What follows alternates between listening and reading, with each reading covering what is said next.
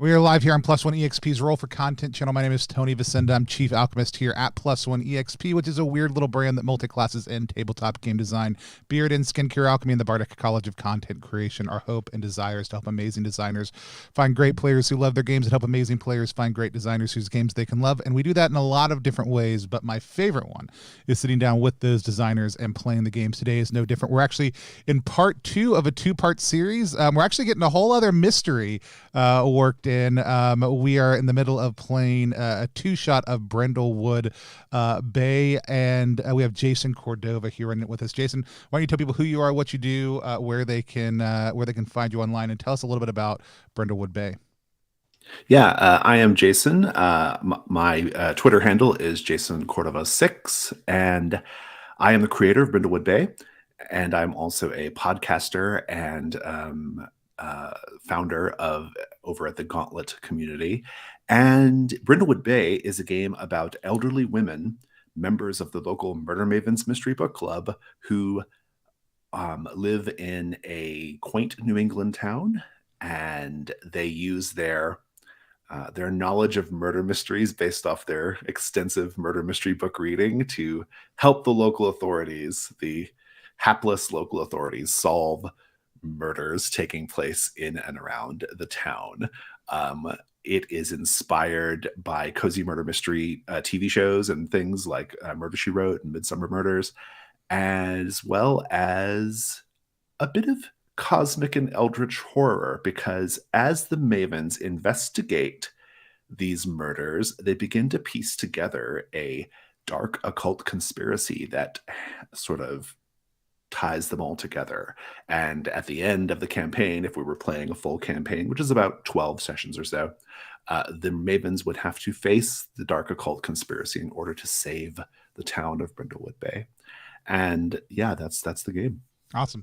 Well, like I said, we got through an adventure yesterday with two other amazing players. Let's meet them real quick, and then today we're just going to dive in. So if you want to hear about our lines, veils, hear our discussion of cats, any of that stuff, we did it yesterday before the stream, but I'm going to have us introduce our other two players, and we're going to dive right in today. Chase, why don't you tell people who you are, what you do, where they can find you online?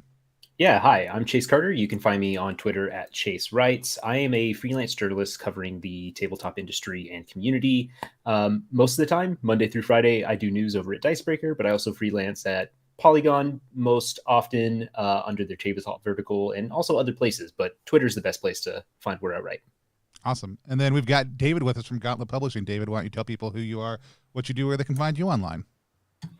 My name is David, and I am with Gauntlet Publishing team along with Jason. You can find me on Twitter at GauntletPub. I might not talk with you as if I am an individual person, but instead a horrifying corporate persona known as Gauntlet Pub. But if you get me on a DM and you need something, that's where I'm at.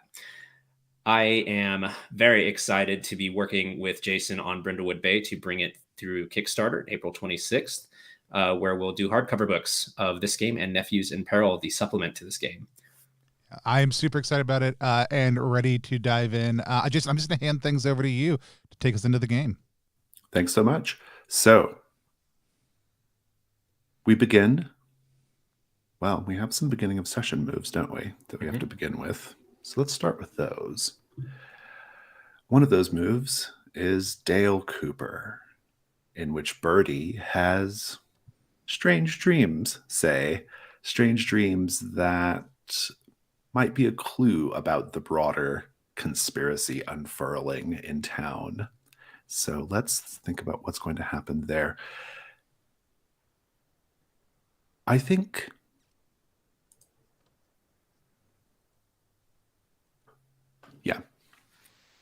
Birdie, you are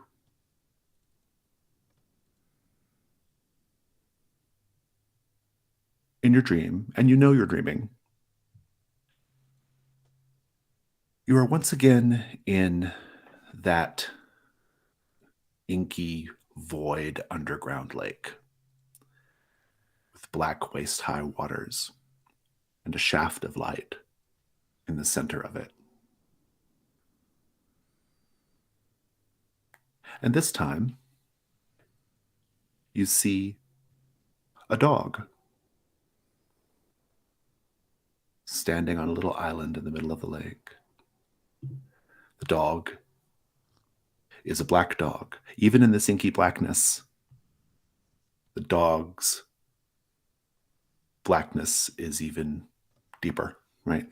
It almost consumes the light. In fact, the shaft of light that's illuminating the dog is having a very hard time staying lit as the dog pulls the light into its body.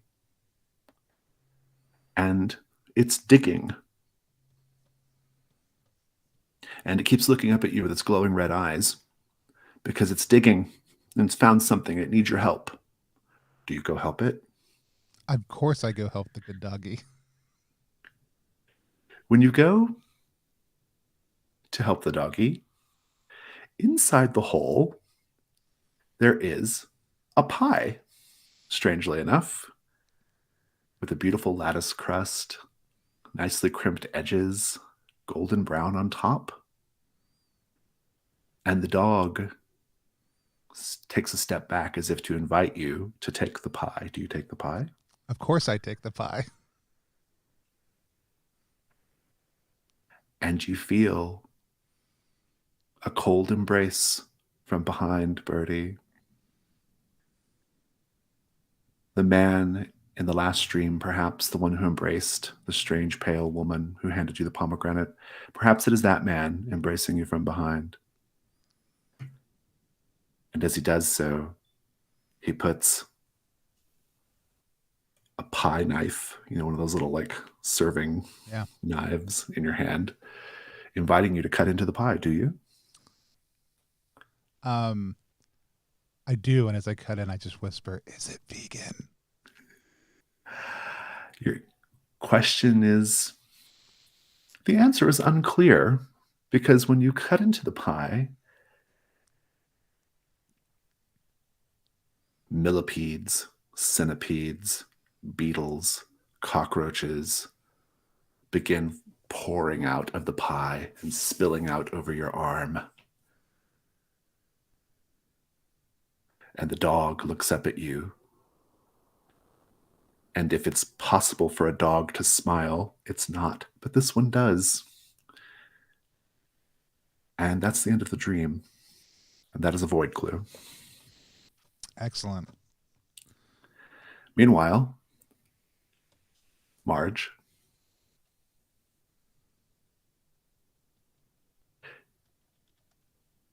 you are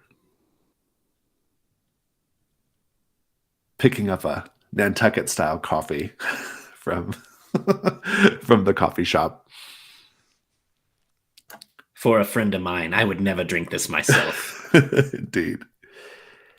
And the barista brings you your drink, your friend's drink, and says, is your name Marge? Why, yes, sweetie. How did you know? There's someone in the back where we take deliveries asking for you. For me? For you. This a suspicious looking type? And the barista doesn't answer and just turns away like he didn't say anything. And another barista points towards the back door. All right, never mind, honey. You let me worry about this. I go back there, one hand in the fanny pack. You get to the back, and there's a briefcase sitting in the back delivery doorway. And it has a combination lock, but you can take it for now. And maybe the contents of that briefcase will be relevant to a future mystery. Hopefully this mystery, but we'll see. And now we do cozy vignettes. So as our opening credits roll, we get to see all of our mavens enjoying their lives in Brindlewood Bay. Does anyone happen to have a shadow in the garden marked? None of you do. If you did, you would have to also narrate something creepy going on in the background. But since you don't, you don't have to worry about that. But let's start with maybe Jewel. Give us a little vignette. I think maybe Jewel is, so last time she was sort of like, putting little covers over the pier. I think this time she is on like a little step ladder in front of Town Hall, helping to hang. Oh no, she's not a step ladder. She's like out front as like two younger sort of like mayoral aides are hanging a banner above Town Hall for candidate Maxwell Dodd, the who's fighting the incumbent mayor of Brindlewood Bay. And so she's just sort of like taking a look back and like holding her hands up, trying to get it exactly square as these two beleaguered young aides are trying to like shift it over to get it exactly right. Thank you.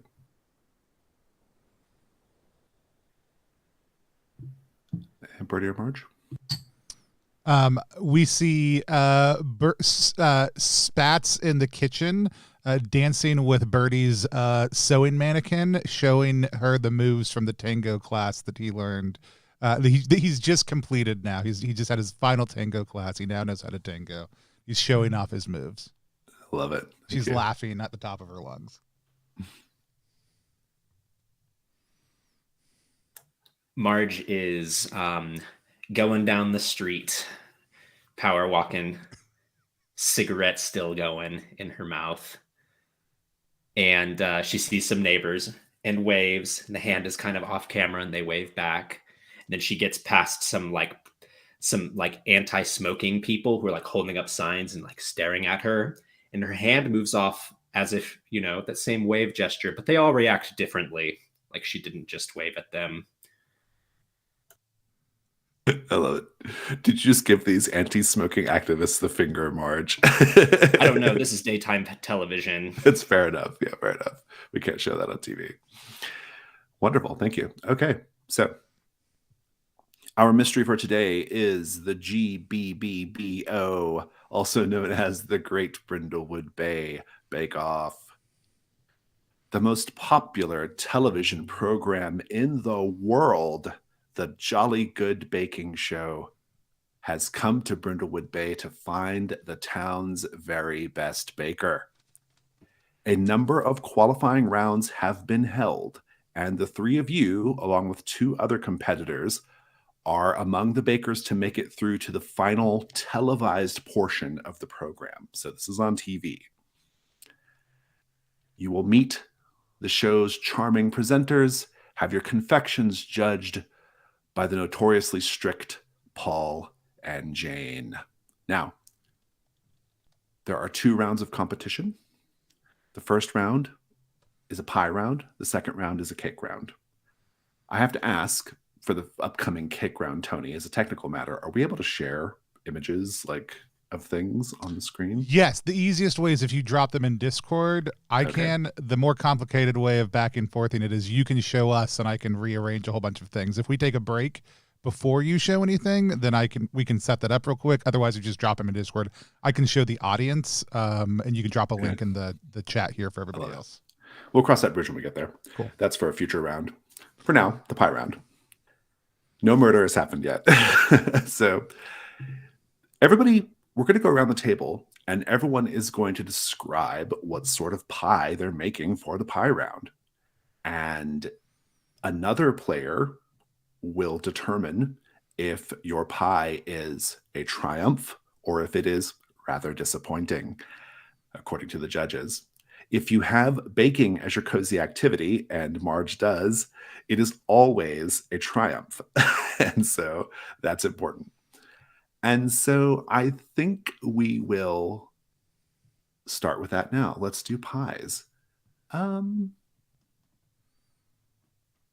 Maybe Jewel, what kind of pie are you making? I mean, as the widow to a longshoreman, this has got to be a fish pie. Okay, very good. We're doing like a classic sort of like British fish pie. So you have, I think she does like, we're in New England town, right? You're in New England, yeah. Yeah, so it's going to be like crab and maybe even some lobster in there with like the peas and the potatoes and the other vegetables with a nice creamy sauce, and then topped with just like very fluffy, very sort of like substantial layer of potatoes, and then with like a nice like sort of braised layer of cheese on top. Her finishing touch is that she takes like 2 lobster claws in the tail and saves it and like puts it on like both ends, so it looks like there's a full lobster sort of baked into the middle of the fish pie. It's an unconventional pie, but it is very much in keeping with the tradition of Brindlewood Bay. I love it. That's great.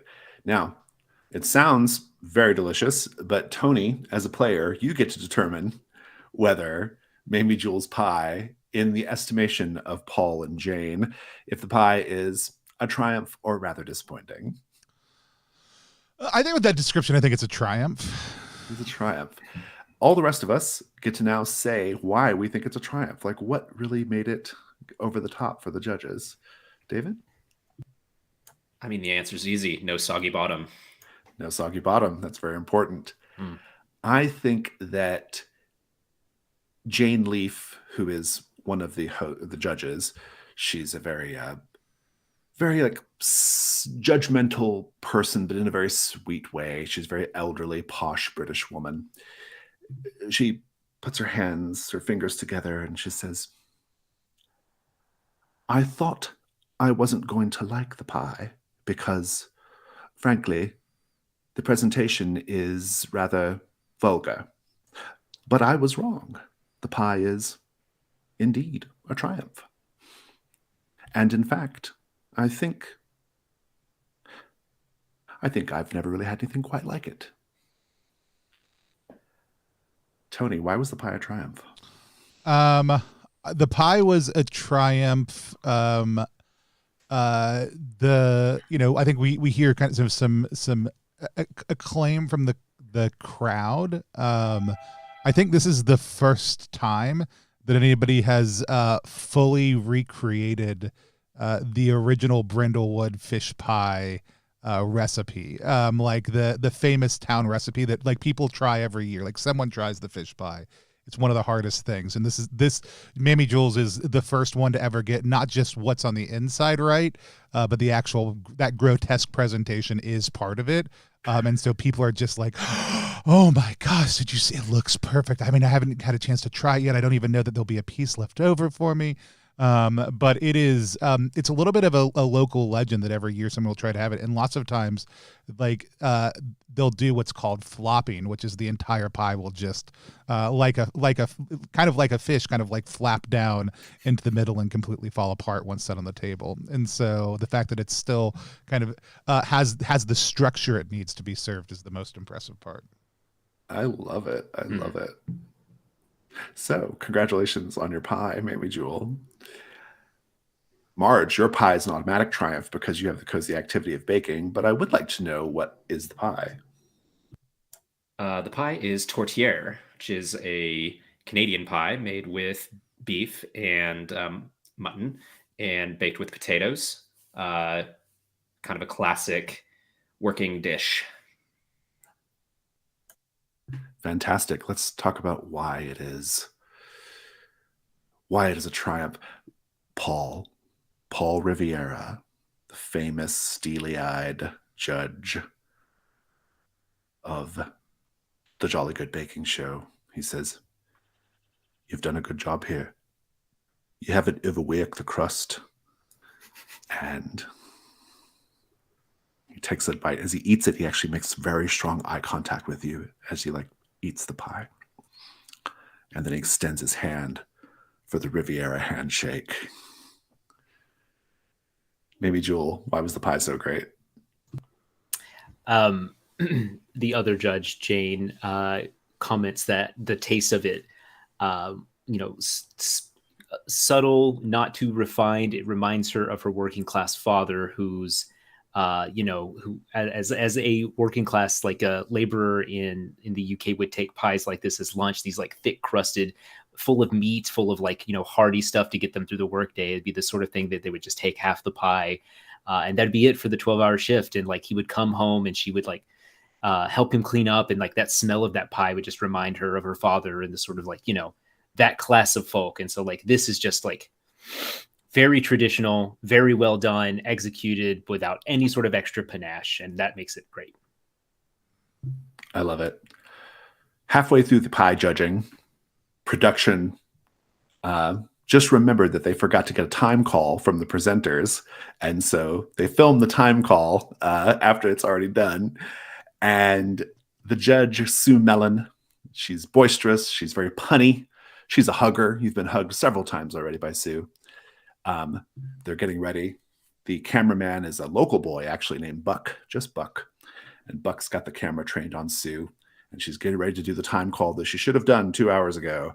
And she says, "Bakers, let us be a warning to you. Only 5 minutes remaining in the pie round."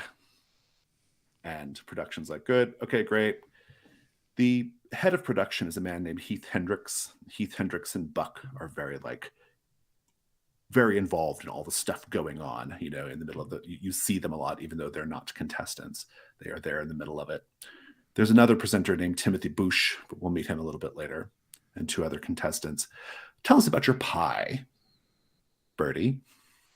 Mine is a dandelion rhubarb pie. It's a Swiss pie. Normally not without lattice work, but I have been able to work in a number of lattice pieces on this pie that have kind of a number of different kind of plant motifs woven through them, and then there's even some kind of like fresh flowers that look like they're springing out of the top as we get into the last little bit, and I'm kind of doing some of the presentation on the pie itself. So fantastic, thank you, David. Was the pie a triumph, or was it rather disappointing? It was rather disappointing. Rather disappointing. Let us talk about why. Jane is trying your pie, Birdie, and she says,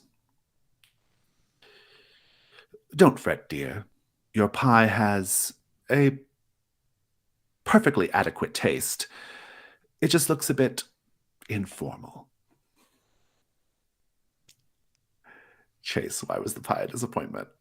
Rather disappointing. Yeah, I think Paul says something similar, like off that, but he doesn't have any of the sort of like buttering Birdie up with it. He just says like, you really have to remember your fundamentals on this one, and you can tell there was an obvious misstep here. We've seen your other cooking. You're better than this, Birdie, but this one, no, this is a disappointment. Worth pointing out, you all met him for the first time today. They weren't there for the preliminary rounds. David, why was it rather disappointing?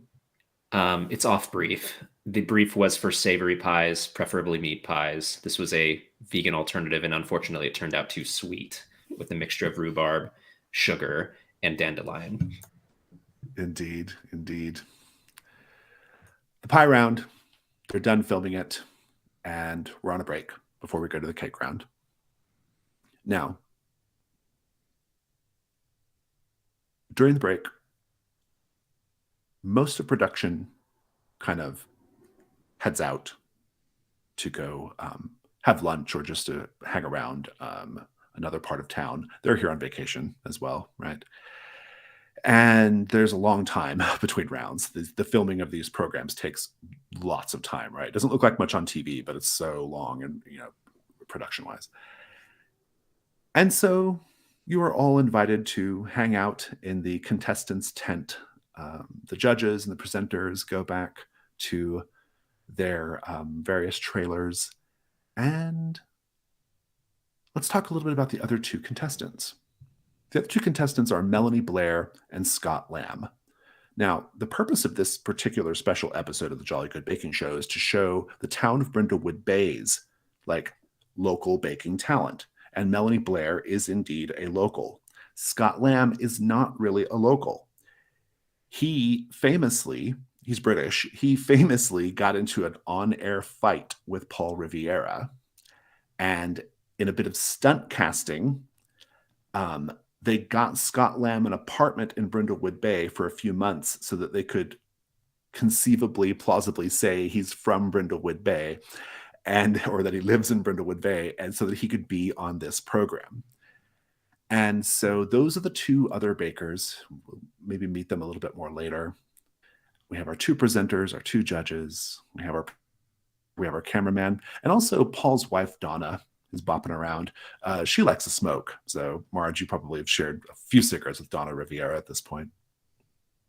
Yeah, I think we see Marge's secret to success on a good bake here today as she like goes over and sits down in a chair and like unzips her tracksuit and like kind of takes that top part off, and you see her arms are just covered in nicotine patches.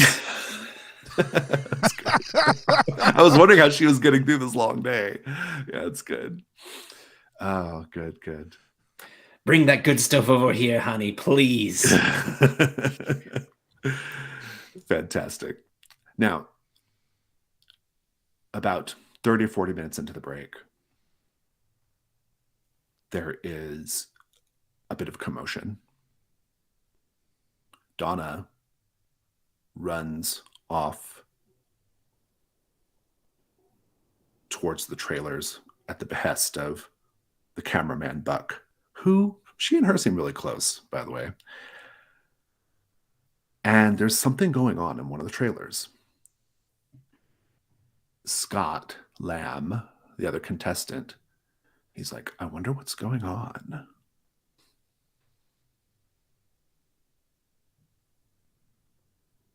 Do you think we should go look? Oh, I mean, there's always something happening. I mean, I guess it's look now or look later. Before you can get very far, Heath Hendricks, the producer, comes to the contestant's tent and says, he looks very shaken. He says,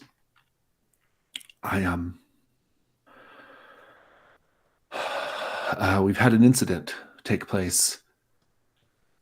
We found Paul in his trailer, dead. He was on his hands and knees. His face was covered with what looked like flour, and his hands were tied behind his back with beautifully plaited nylon cords. Oh my God, I don't know what are we going to do?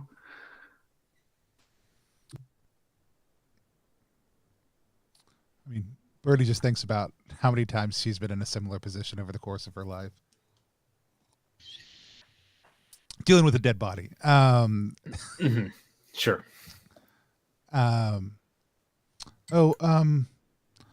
Well, I'm sure the police will be here soon. What are your plans for the show? The police? We can't get the police involved. This is a major television program. The Jolly Good Baking Show is the most popular television program in the world. Paul Riviera is beloved by millions of people on every continent. We can't just.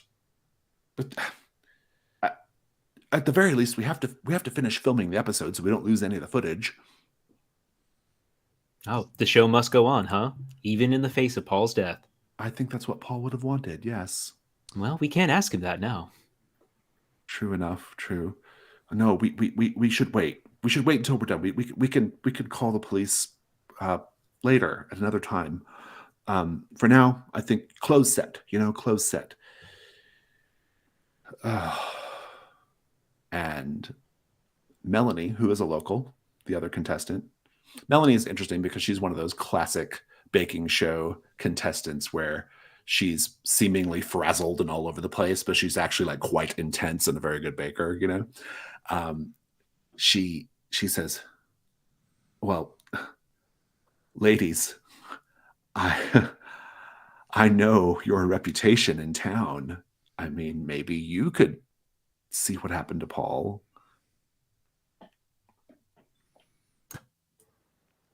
Are you saying that you would like the three of us and not the intrepid police department here in Brindlewood Bay to investigate this crime for you? I once asked the sheriff's department to find my missing cat. And they came back to my home 3 different times with the wrong cat. Yes, you're lucky they brought you cats at all. Like it's not uncommon for it to be a dog or even a goldfish sometimes. One of the times it was a dog. Yes, that sounds about right. 4th time. I don't trust them to do anything like that. I mean, look, Paul Riviera. I mean, yes, it's true. My parents' bakery went out of business when Paul's bakery chain opened a location in Brindlewood Bay. But I still quite like the guy, and I think we should figure out what happened to him. Dear, you shouldn't go saying that you have a motive right in front of us. Oh, well, how could I have done anything? I mean, I've been here the whole time. That is a question. She looks very, very frazzled always, so it's hard to tell if she's being nervous or not. But in any case, let's go around the table and find out what everybody wants to do. So, Marge, what are you thinking? So you said that Donna, Paul's wife, Yes, is the one who also smokes. she does. Yeah. She's also like a real she's I think you might like her a lot, Marge. She's the kind of woman who she's a bottle blonde wearing all leopard print, piles of makeup. She used to have her own television program called The Real Scousewives of Liverpool, but she never quite reached the heights of fame as her husband. I'm going to go talk with her. When you go to find her, you actually see her and Buck, the local boy who's the cameraman for the production. You catch them pushing away from each other as if they were in an embrace.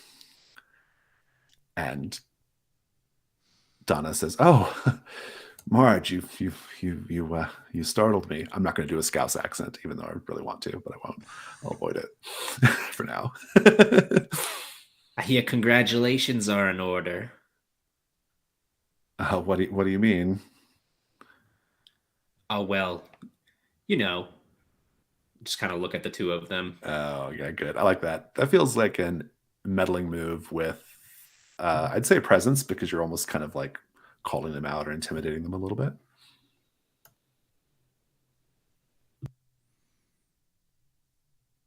$11. Hey, good. Yeah, you want to bump it? Sure, why not? Mark a crown, and we'll bump it up to 12. We'll come back to that in a moment. What are you up to, Birdie? Birdie wants to go investigate the trailer, the scene of the crime. Indeed. He's gonna kind of take things in and get a sense of the zhuzh in the place. Yeah. Let's let's talk about Paul's trailer. This is a paint the scene question for everyone here. As you step into Paul's trailer, how is the trailer a temple to Paul Riviera?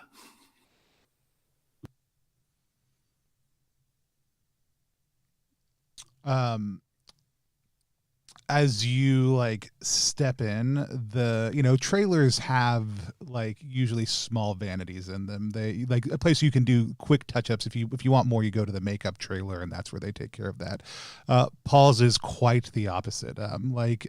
Shrine is very much a fitting term, as above his nameplate that's at the top of the mirror, there's a full color, like 11 by 17 picture of him from about 10 years ago, surrounded by these gorgeous kind of golden light bulbs, and then a number of just like newspaper clippings tucked in next to each one about like less about the show and more just about him. And the chair that you would sit in for makeup work is far more ornate and lustrous than you would expect. This whole vanity area is about 3 times the size you would expect. Nice.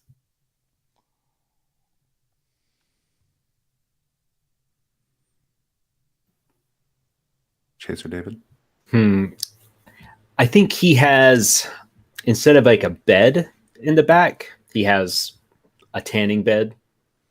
And the only other chair that isn't like the chair in front of the vanity is actually one of those like automatic massage chairs that you would like see in the mall. He has one of those installed in here, so it's just like you can just sit back and sort of any leisure time is actually spent perfecting his body and perfecting his outward appearance. I love it. His tanning bed is preset to golden brown pastry, I think. So. Yeah, I think I'm just going to double down on that. It's not just like it's a massage chair for the chair portion of it near the back of the trailer, but it's also this very elaborate tanning situation where you would sit in that chair and up above there's like a magnified skylight to just capture the light and rain it down on you to tan you. So if anybody came into the trailer and looked towards the back and he was sitting there, it's like a beam of light upon him. Like a golden god sitting in his tanning chair. Right. Wow. And there's an assortment of oils and things that he would use to maximize the effect of tanning and also perhaps deity. I love it. That's great. Well, so Bertie, it is as described by the producer. Paul is on his hands and knees, naked. That wasn't mentioned by Heath. Bertie 100% intuited that reality. Yeah. Hands tied behind his back with plaited nylon cords, and indeed his face covered with what looks to be baking flour at a glance. What do you do? I think Bertie, there's two things that Bertie wants to do is in kind of her forensic sweep, as she would think of it, as this space. And that is, she's going to dip down, like take a finger, dip down. And if there's flour on the floor, that's great. If not, on the face is fine. Like get a little bit of that schmutz and just give it a little bit of a taste to see if she can tell what type of flour it is. And the other thing she wants to do is check out the plaiting on the ropes. Do a meddling move with reason. I think because of the way David described the shaft of light coming in from the skylight, I think it will trigger your dream. It will trigger memories of the dream, the dog, and the cold embrace, both of which were implicated in that dream. And I'm going to put you at disadvantage. Excellent. So roll 3 and take the 2 lowest.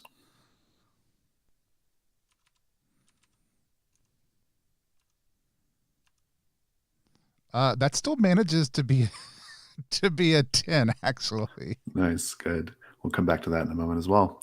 Well, so maybe Jewel, what are you doing? I'm going to go check on Jane. Oh, good. So Jane Leaf, she is about your age. Mm-hmm. Like I said, very, very posh in her manner of dress and speech. And her trailer, we have a question here too. As you step into her trailer, what do we all see that reflects her very posh femininity?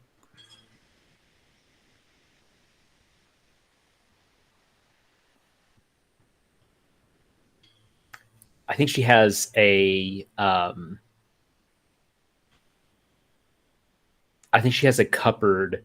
It's one of those cupboard for like displaying like teacups and saucers, like the kind you would see in a home, like, but in a trailer, on wheels and stuff. This seems incredibly precarious, and yet she has this with all this sort of fine porcelain china in it, different kinds, like a lot of different floral patterns and like pastels, pinks and yellows and greens and all that sort of stuff. When you open the door, when the door opens for you to step inside the 3 steps up, the steps have they're like powder pink color, but they have tiny, intricately carved crown molding bits and baseboard bits and wainscoting. In her trailer? No, on the steps. On the steps. Okay, good. Yeah. But probably the whole trailer as well. the closet space is large for a trailer, but not overly so. But I think it zooms in very quickly, and attentive members of the audience will know that there's not so much a clean and dirty distinction as so much as a worn and unworn distinction. Like the clothes hamper just says worn on it, as if to imply that Jane only wears an outfit once and is Right. constantly rotating in the highest of fashion. I love it. I assume you knock and she lets you in, or she calls you in, maybe Jewel. And when you see all this, and you see her sitting between a pair of like very large floral arrangements that sort of like flank her, and she even seems to have like that sort of gauzy Barbara Walters interview like filter over her, and she says, "Oh, hello, dear. Really, really dreadful business, all of this with Paul, isn't it?" Oh, yes, bless your heart. I'm very sorry for your loss. Yes. Well, we were professional colleagues, of course. I found his baking ideas to be a bit too modern for my more traditional sensibilities, but he was mostly a good man. As we all are. We are a mixture of both the dark and the light. We just try I to am let. mostly light. Of course. I'm just, we can't all aspire to your heights, Miss Leaf. Well, did you need to get something off your chest, dear? Oh, I just figured you might need a shoulder to cry on, or some sort of support in this time. Grief comes to us in different ways, but we all must go through the process. Like this. I assume you're trying to hit your what are you trying to hit one of your oh no, you do have a question that might actually be like if you were to change your end of session questions, which you can change, by the way. That is like sort of comforting someone, I think, maybe. Did you dote on someone? Yeah, that's one of them. If you wanted to aim for that, I guess. Oh yeah, I might do that. I think I want to come in and just try to be, yeah, maybe Jewel is trying to be this sort of like open presence to just like see if there's any cracks at all in this sort of like Jane Leaf facade going on. I like it. Do the meddling move with presence. Okay. Let's see how it goes. Okay, this is going to be a straight roll.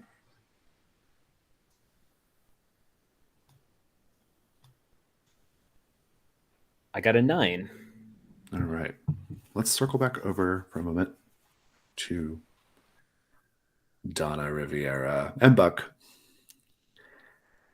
Donna says,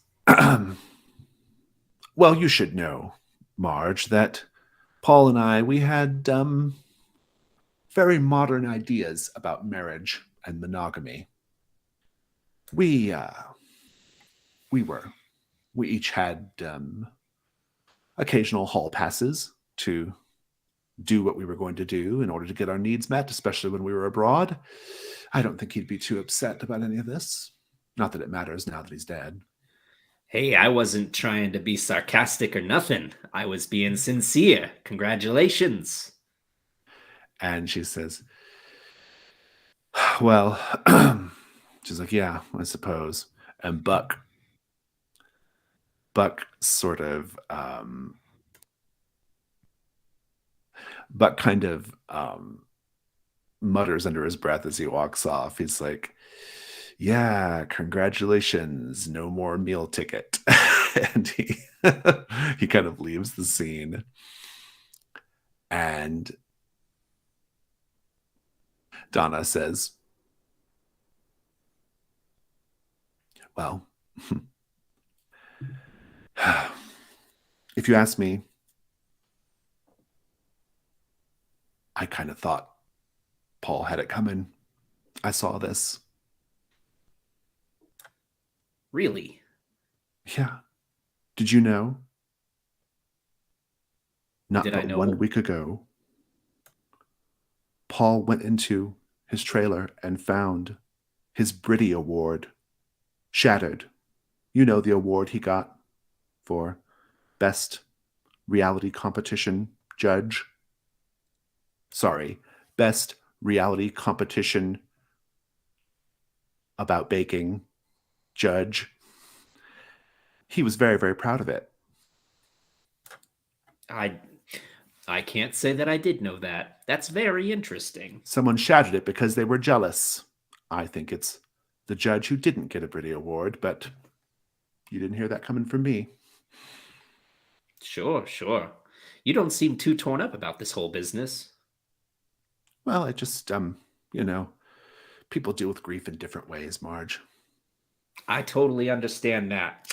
Yeah. She's going for a cigarette, too. That's your clue. I do owe you a void clue, which we'll come back to in a moment. Let's go over to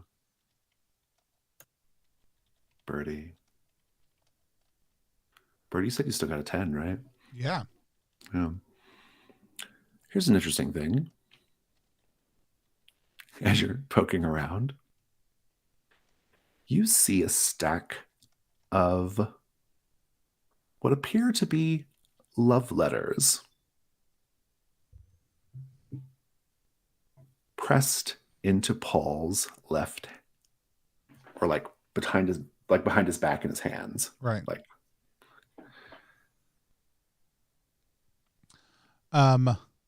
love letters at a glance because they're all tied together with a red ribbon, and they look very like, Regency era love letter. Right? All right. I'll fish those out of his clenched fist.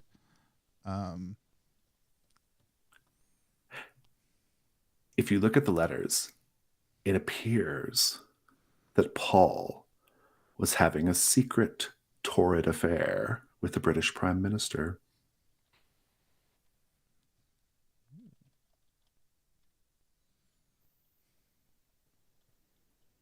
That's your clue.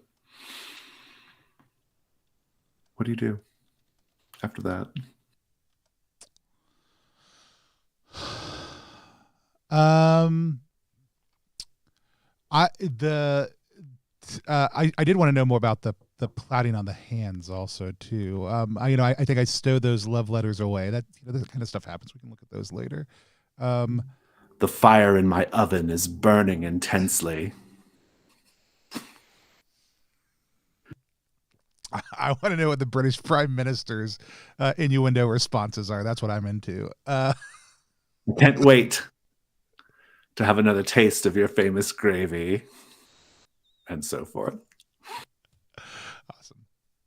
Awesome. He is nude. He has flour on his face. Does the general vibe seem sensual? It does seem like he was engaged or posed to be engaged in some sort of something in flagrante delicto, right? Something sexual in nature. Yeah. I think you're meant to think that at the very least. Right. No, yeah, that's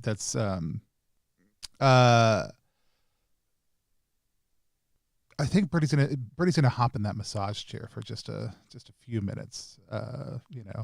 I can't wait to have your baguette in my hands again. Just reading through all of them. And just sit back, flipping through. Okay. And then after kind of surveying the scene, I think Birdie is going to we've got somebody talking to the wife. We've got somebody talking to the co-host. I want to talk to the production, the producer, the guy who was... Yeah, I'll give you a rattle off the other characters. We've got we do have two other contestants, Melanie and Scott, both of whom have motives that are established. Scott had a famous on-air argument with Paul, and Melanie's, apparently her family's local business went out of business when Paul opened up one of his chain bakeries in town. We have Heath Hendricks, the producer. We have Buck, the cameraman, and we have the two presenters, Sue and Timothy. We haven't met Timothy yet. But... Actually, Scott Lamb is who I want to talk to. Yeah, sounds good. You have easy access to him because he's in the contestants tent. We'll talk about him in a moment. Let's go over to maybe Jewel. Maybe Jewel, what was your die roll? I got a 9. 9. Okay. This is with Jane, right? Mm-hmm. Jane says, "Dear, did you know that my people aren't originally British?" I guess I was taken to understand that most of the British were from somewhere else. Well, I just mean to say that my ancestors, well, they're from here, from Brindlewood Bay. It was my idea to bring the show to this little sleepy New England town. Oh, so you're an expatriated local then. You have some roots. Indeed, indeed. Well, some of my roots are still here. My sister, my older sister, she still lives here in town. Leaf. No. She would go by, Leaf is a stage name, dear. She would go by our family name, Carfax. Oh, Mrs. Carfax. Yes, do you know her? Of course. We just the other day we had a run-in. It was also around some grisly business. Luckily, she's okay. I don't know if you checked in on her, but she's real good. Yes, I saw her earlier. I'm actually, if you can believe it, I'm actually taking care of her dog right now. And the black dog enters into the room. It stands out because it's pitch black and its eyes are bloody red. And it's snarling. And I would like the day move from you. What are you afraid is going to happen if you lose your nerve right now, maybe Jewel?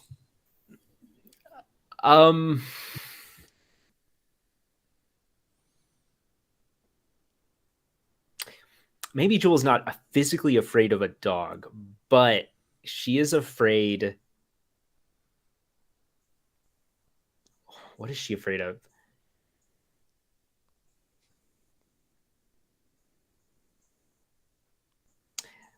She's afraid of... No, I think maybe that's it. I think maybe like this is the first time she is physically afraid of a dog, like an animal. This just like goes categorically beyond what a dog in her experience is. And so that sort of like animal part of her brain really kicks into overdrive. So you're afraid you'll just like run out or something or what? Yeah, I'm afraid I will lose control, just like physically run from the scene. Okay. Sounds good. Let's have composure. And actually, no, sensitivity, because there's something definitely supernatural about this dog. Sensitivity and disadvantage because of your condition. Yeah. Yeah, just heap it on. Sensitivity is a -1 for me, so that's an 8. I am going to let you maintain. So the way you'll be vulnerable. If you don't leave, you are going to take the condition terrified. If you're okay with that, you can let it ride. Yeah, let's stick it through. Maybe Jewel will stay here, even though she is mortally terrified. I do owe you a clue, which we'll get back to in a moment. Let's do another little round of scenes, then maybe we'll take a break.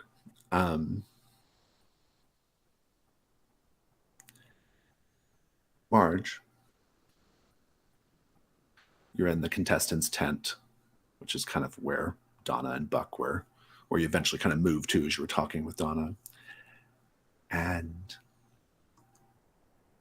you hear up above a little patter. What do you do? Like on top of the tent? On top of the tent. Oh, I mean, I'll glance up to see if like the sunlight is showing the silhouette of something.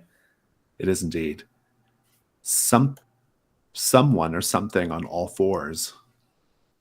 You can see their shadowy form crawling around the top of the white tent. Oh, like it's big enough to be a person? Yeah. I'll like step out of the tent and look up there. I think I want the day move. Just to keep your nerve here. What are you afraid will happen if you don't keep your nerve? I don't know. That'll like cry out, draw attention to myself. Okay. Roll with composure for now.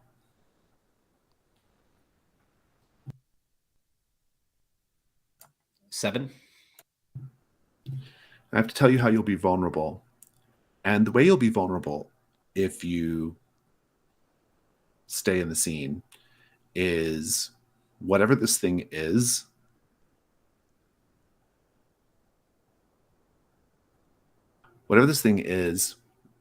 will interfere with you during the filming of the baking of the cake round and might mess up your cake, thereby making it to where you don't win the competition. Are you okay with that? Or you can put on a crown and bump it, of course.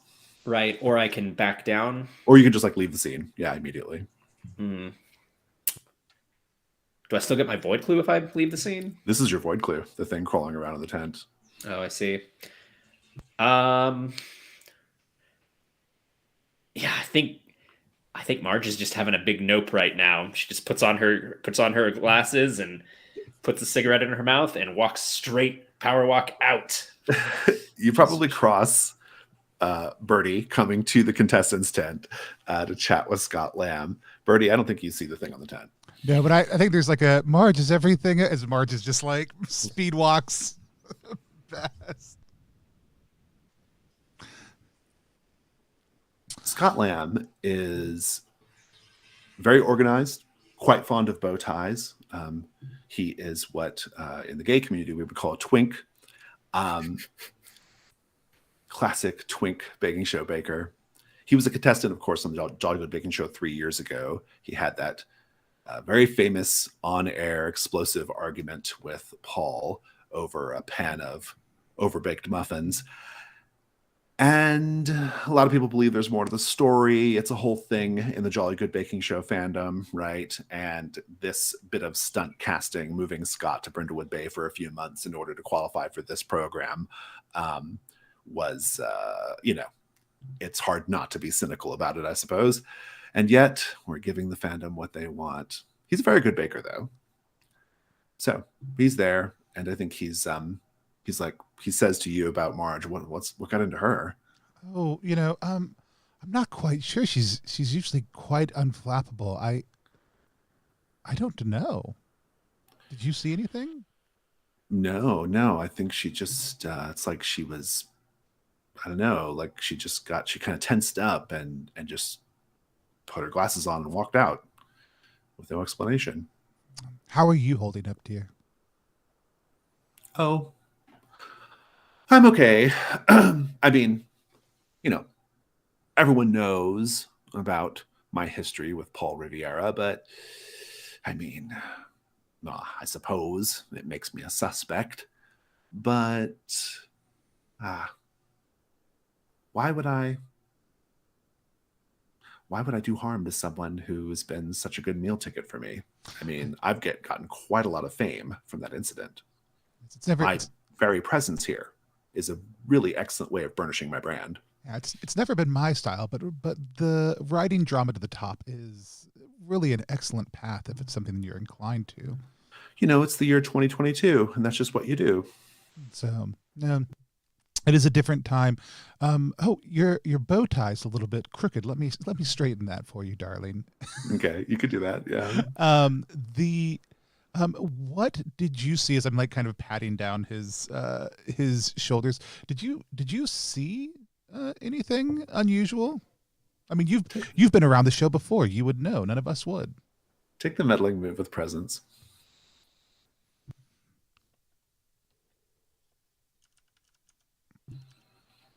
So that's going to be a 7. Okay. Think about where I want this to go. Let me take a minute on that. I'll come back to it. Okay. You're sitting there in this room with a dog and Jane Leaf. The two couldn't be more juxtaposed to one another in terms of temperament and appearance. But you're between them. And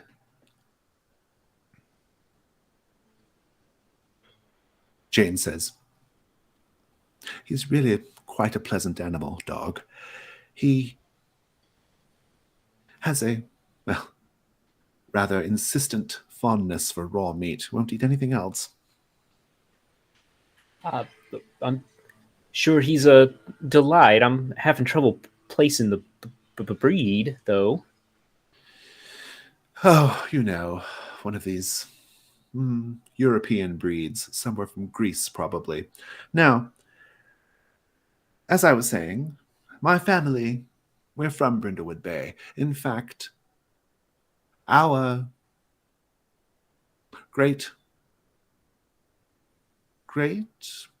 grandfather was a crew member on the Deep Reaver. You know the story of the Deep Reaver, of course.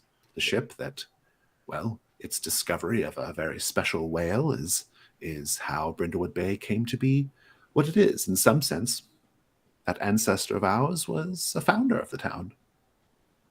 Oh, well, the roots go quite deep. Yeah, we're all aware of the story. It's something we tell the children around Halloween. It gets a good fright. Now, dear, I, of course, know all about your reputation from my sister. And I, of course, know that you're not here just on a social call, that you are trying to figure out if maybe I wanted Paul dead. Do I have it right? I hope you will not be take it as an affront that I'm doing my due diligence. Well, the fact of the matter is Paul and I were professional rivals. Yes, it's true. It's a sort of, what do the kids say these days? A frenemies sort of situation. But it's not the sort of thing that would want me to cause him any harm. If anyone here has reason to want to hurt Paul, it is almost certainly the producer, Heath Hendricks, because Paul, well, he and Paul were in very, very intense contract negotiations, and I'm led to believe that Paul was being most disagreeable about it all, and in fact was threatening to leave the show, thereby causing the show to plummet in popularity. And that didn't concern you much at all, to lose your other half. Well, I mean, I do think that the show would have been able to carry on without him. Like I said, his taste in baking is not as timeless as mine. There's always some new young thing who could have stepped into his role. But Heath seems to have been convinced that we couldn't move on without him, and so Paul had all the leverage. Well, I think maybe Joel is like eyeing between Jane and this dog, and she's gonna. Well, thank you for your time, and well, again, if you need to get anything off your shoulders, I will be around. And I'm gonna slowly start backing towards the door. She says, "The only thing that sits on my shoulders is Chanel, dear." I have no response to that. I'm making for that door. I feel like a break, Tony. Let's do a break. Sounds great. We're going to take a few minutes break. We'll be back somewhere between 10 and 15 after the hour, depending on how long exactly we need. If you want to, while we're taking a break, please go over to TTRPG.link/brindlewoodks. It's going to take you to the backer kit. You can sign up to know when the Kickstarter goes live, which I believe is April 26th. Is that the current plan, Jason? Correct. But you can sign up to get a reminder email about that and stay in the loop on all things Brindlewood. We'll be back in just a few moments.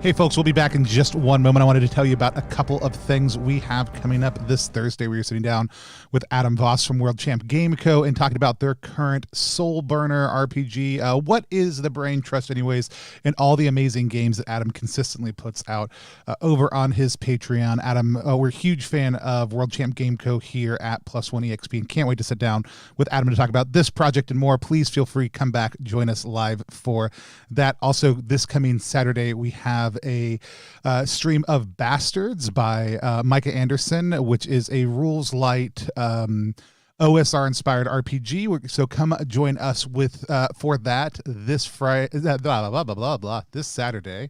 At 2 p.m. Eastern time. Also, right now, there are a ton of amazing Sword Dream and OSR-inspired games happening over on the Together We Go Jam. Together We Go is our house OSR system. A bunch of people are creating games, an expanded concept for existing games over in that jam. That's at TTRPG.link /TWJam. Some amazing story-forward OSR-inspired games with heavy narrative components. So please go check those out. If you have a chance and support all those amazing creators, we'll be doing a print anthology of some of them later on this year in partnership with Exalted Funeral, but you can pick them up right now in their digital form over there. We'll be back in just one moment.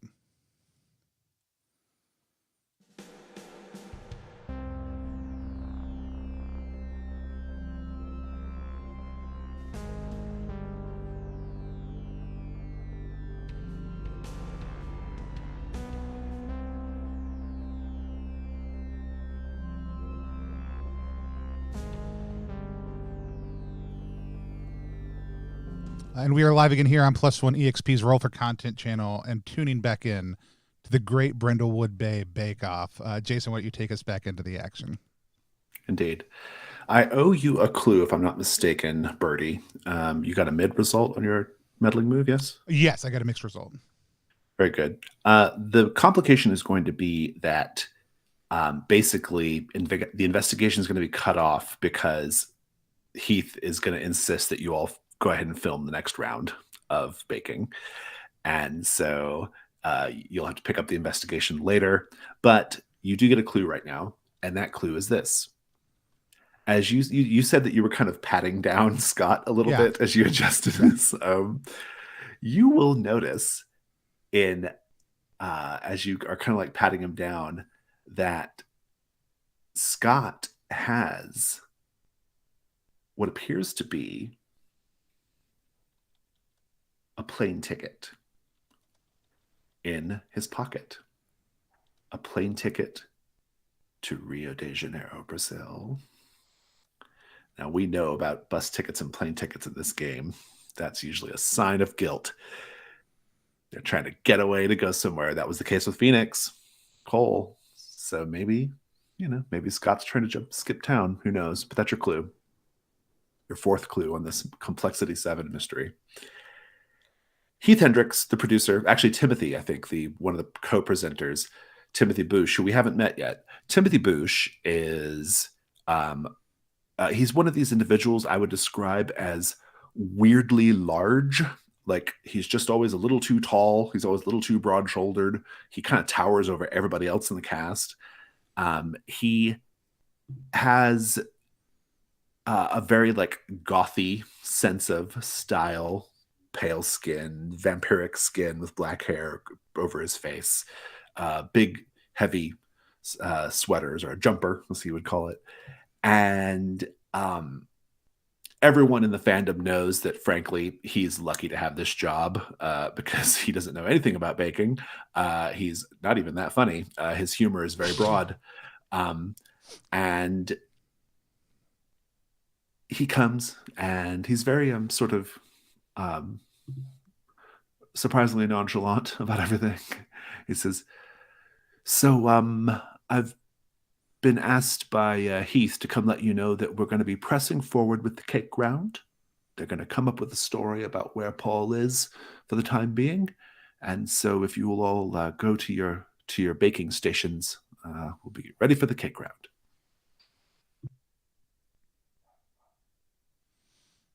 Do you all go to your baking stations? I mean, yeah, I think Birdie, if finds all this very weird, but also Birdie finds a lot of things weird. Scott says, ladies, don't think that just because there's been a murder that I'm not going to give this cake round all of my attention in order to win. And he heads off to the baking tent. Marge comes back around eventually, and she's got her fanny pack on now, and there's a suspicious-looking heavy bulge in it. But she looks a little more settled. Good. I think maybe Joel makes a stop over by Melanie's table and sort of like lays her hands like on Melanie's hands and says like, now, dear, if you need any help, I'll be right here. You know, us ladies got to stick together. This is odd, trying times, but, you know, we are sisters in baking. And so if you need me, I'm right behind you.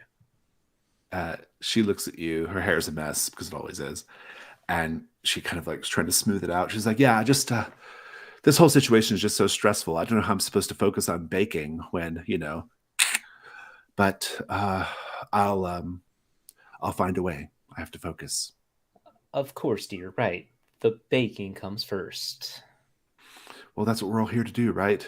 To bake, I mean, not that I really care about winning. I mean, I'm here just for it's, you know, I'm just happy to have made all the friends I've made, you know, as she like looks at her recipe and says, oh, right.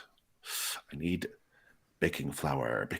And she goes and gathers the right flour that she needs from the supplies shelf. Yeah, I guess I'm going to keep an eye on her, but I'm going to make my way to the station. Everyone's getting back into place for the baking round. Heath makes a little speech about how Paul would want the show to go on. And, you know, we've brought you all here and it would just be a waste of everyone's time if we didn't finish. And Jane is getting her story straight with the presenters and with Heath, like where Paul is. And they've decided that Paul, well, they originally were going to say that Paul had a bad bit of shellfish, but it was decided that that would reflect poorly on the town of Brindlewood Bay. And so instead, they're going to keep it more general than that and just say that he's feeling under the weather and cannot finish the round, sadly. But they didn't say that Paul's all tied up right now. They did not say that. That's really that's what they might actually say on air. He's all tied up. That's very good. So the round is going, and I think I just want to handle this round. I would give you all the option of somehow continuing the investigation while the baking is going on, if you can work that out. Otherwise, we'll fast forward to the baking, go straight into the judging.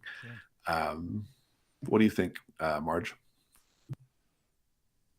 Marge is doing her best with her recipe, but she's talking to Buck, the camera guy, anytime he comes close, you know, asking him questions. So young Buck there. He's like, right, young Buck. I've never heard that one before. Oh, I'm sure you haven't heard it. Not one day, and definitely not twice on Sunday from Donna. He's like, oh, Marge, what's your surname? Because I think he would call you Mrs. Whatever, right? Because he's local, right? Castelluccio. Castelluccio. Okay, it's not a real name, but we'll go with it. He says, Mrs. Castelluccio, you know that Marge, nobody's got time for all those syllables. Come on now. I don't want to embarrass anyone here. We just need to focus on the show. It's like, the editors are going to be really angry if they have to edit out all this audio. You're not supposed to talk directly to me. There's no mic over here right now. Mic's over there. I'm supposed to ask you questions. So what step of the baking are you on right now? What's happening? I'm on the putting things in a bowl step. Come on, Buck.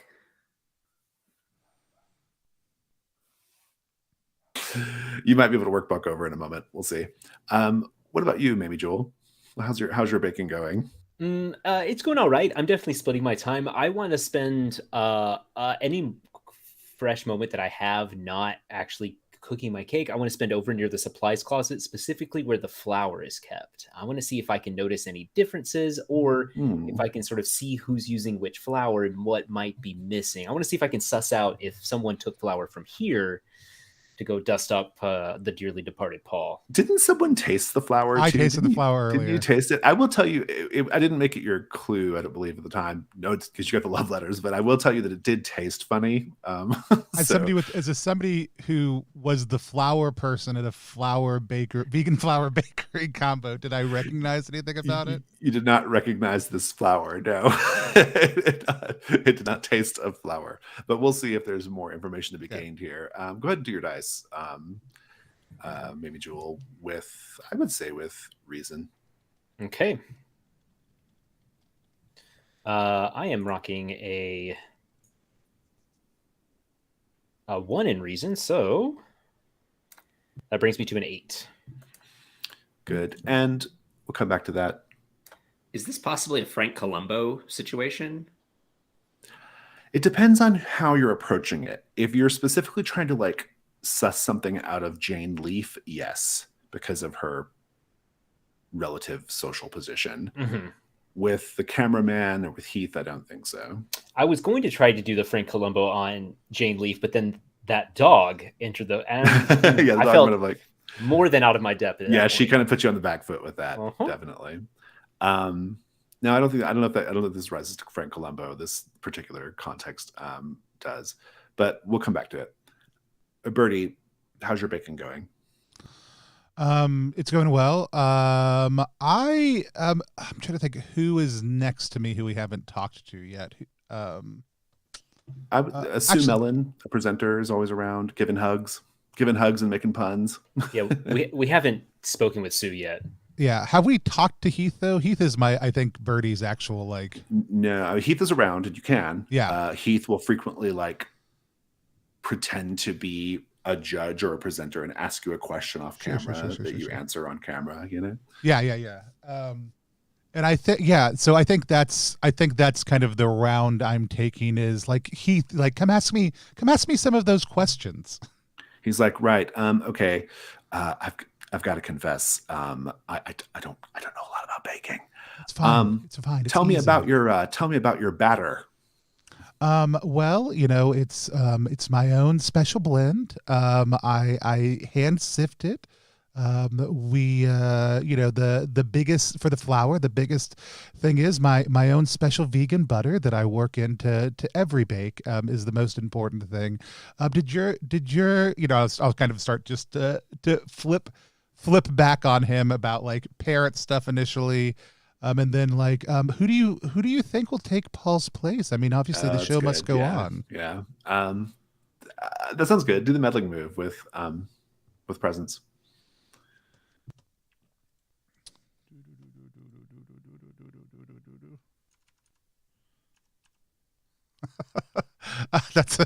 That's a 7. A 7. He says, well, I'm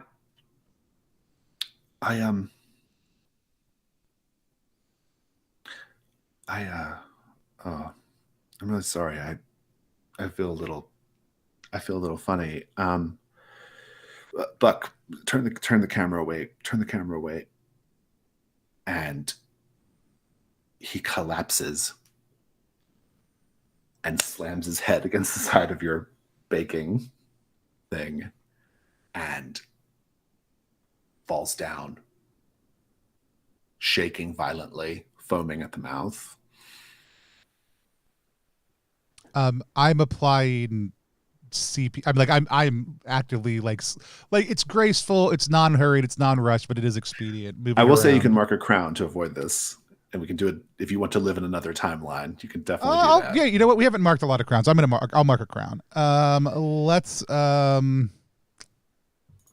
Let's see.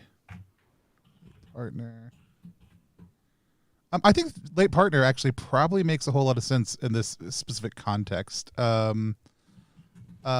think as he's talking about the batter and other stuff like this, as we're having this go back and forth, we see a flashback to Birdie with verve, standing outside a simple brick building that has the words flower power written on the outside, but it's spelled FLOUR power. And it's the same. It's like the same question. But what are we going to put in the batter? And Birdie being like, "Well, we can do, a special blend. I think people in the neighborhood will really enjoy it, and it'll help kind of put us on the map. And I think you've got such a talent for this. I think it'll be such an important, stepping stone in our life. And it's the moment we started our bakery together is kind of, we see the moment of them kind of having this dream that's going to eventually come to fruition and be such an influential part of their lives." I love it. Thank you. That'll bump your roll up to a 10. Okay. And so we see a different timeline in which Heath does not collapse and begin frothing at the mouth, but instead he says, yeah, well, the show must go on. I mean, I think it's Buck, turn the camera away. Buck turns the camera away. And he says, listen, between you and me,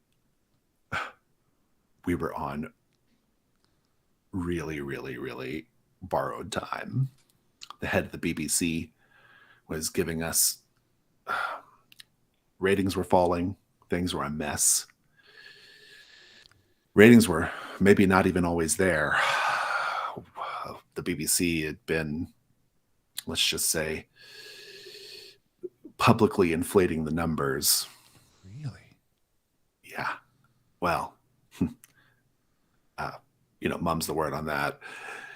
And with Paul gone, I mean, I don't even know if the BBC, maybe they'll just take the opportunity to end the show altogether. It's hard to say, but things were not great. They were not jolly good at the baking show. You're saying this could be the last bake-off?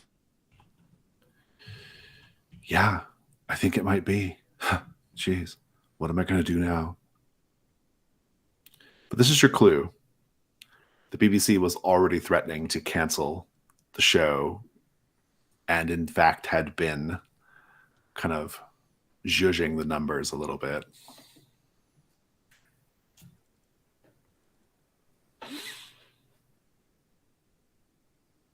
Let's go back over to Marge. Marge, you were trying to get Buck to open up to you, right? Yeah. I think if you play the older woman, local boy angle, I know your mother or something like that, I think you might get something out of him. Okay, so he's local. Yeah, he is. Yeah, he's from here. Yeah. Okay. Come on, Buck. Come on. You've been talking to me like you don't already know me. He's like, Mrs. Castellucci-Ano, I'm supposed to. Marge, how many times do I have to tell you? Marge. I'm trying to focus on my job here. And look, I don't know anything. This is, maybe you and your friends shouldn't always go poking your nose in things. Hey, we're just trying to help. How come no one's called Sheriff Dalrymple? That's an excellent question. My hands are covered in dough. That's why I haven't. He's like, why haven't you? Make the meddling move with presence. Yeah.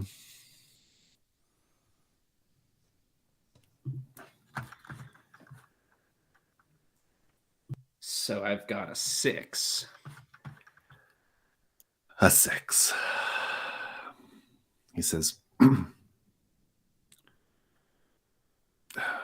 he puts the camera down for a minute. And he says, Mrs. Castellucci-Ano,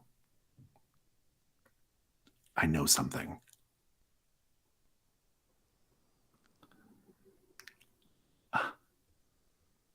I know something about Mr. Riviera and his wife. Something that is going to blow up this whole operation if people knew. Big time stuff. And I'm certain it's why he was killed.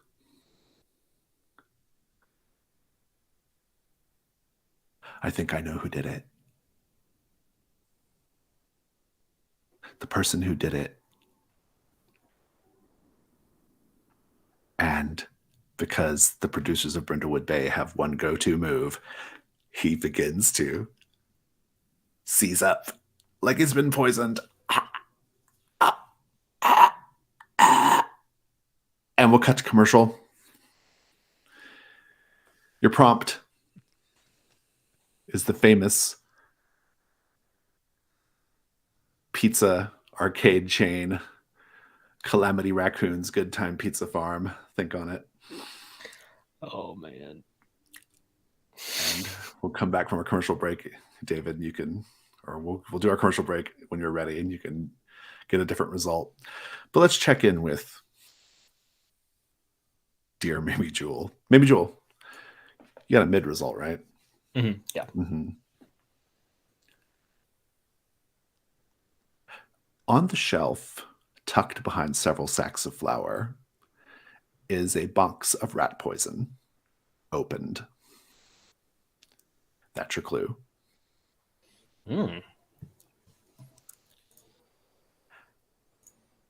And I think the problem is Melanie sees it. She sees you with your hand on it. And she begins freaking out. She says, rat poison! Maybe Jewel has rat poison. She's trying to hide it on that shelf. And everyone's like, oh, hubbub, hubbub, hubbub, hubbub. And I'm going to give you the condition. Caught rat-handed.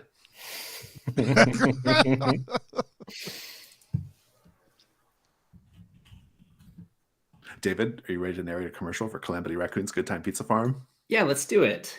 Please do. So, also, viewers of the stream, this is not like a planted thing. David's doing this on the fly. So, so there's like a trash can, you know, that signature style silver trash can, and all around it poured, it's like a layer of rat poison, as if to keep the varmint away. But it's too late. The varmint's already in, and poof, that lid comes flying off, and this raccoon comes flying out, like as the kids are coming home from school, and he's like, "Come on, kids, let's get down to Calamity's Good Time Pizza Farm." And they all cheer, "Yay!" Like this is happening. And then they all like get into a car. There's ambiguous as whether there's a parent or not, but the car takes off down the street, kind of zigzagging, but behind it is like a sweet neon track. Like it's colored on there and following them to the Good Time Pizza Farm. They get there. People are bringing out pizzas left and right. They look delicious. They're definitely not at all like doctored up with like glue and things to make them look more shiny. They're setting them down on table, but the kids, they don't care. It's not about the pizza. It's about the arcade. They're over there with that cartoon raccoon, and he's like pumping quarters into the machines and just like setting kids up on stools to like get going. It's definitely dangerous that they're standing on the stools, but that's all right because this is Calamity's Good Time Pizza Farm. They're playing games left and right. Tickets are like spitting out and filling the screen. They're like taking them over to the merch booth. There's like a young looking guy there who like looks like a ton of fun and not at all like the staff at a Calamities ever looks, just like dishing out great prizes that you would never ever get unless you had tens of thousands of tickets. And then like across the top, it's like Calamity's Good Time Pizza Farm when you need a break. fantastic. We come back. And Buck says, oh, sorry, I think I swallowed something wrong. And this is when we have the outburst from Melanie and caught rat-handed. And Heath says, just everyone calm down. Everyone calm down. Calm down. We'll figure this out. We'll figure this out. We have to finish this cake round. Melanie, you calm down. Maybe Jewel, don't murder anyone else. Marge, Scott, everybody, Bertie, just bake your cakes. Bake your cakes. Please.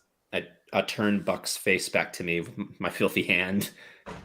What were you about to say there? He says, well, okay, well,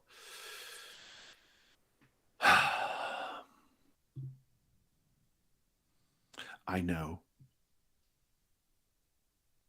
that Paul Riviera's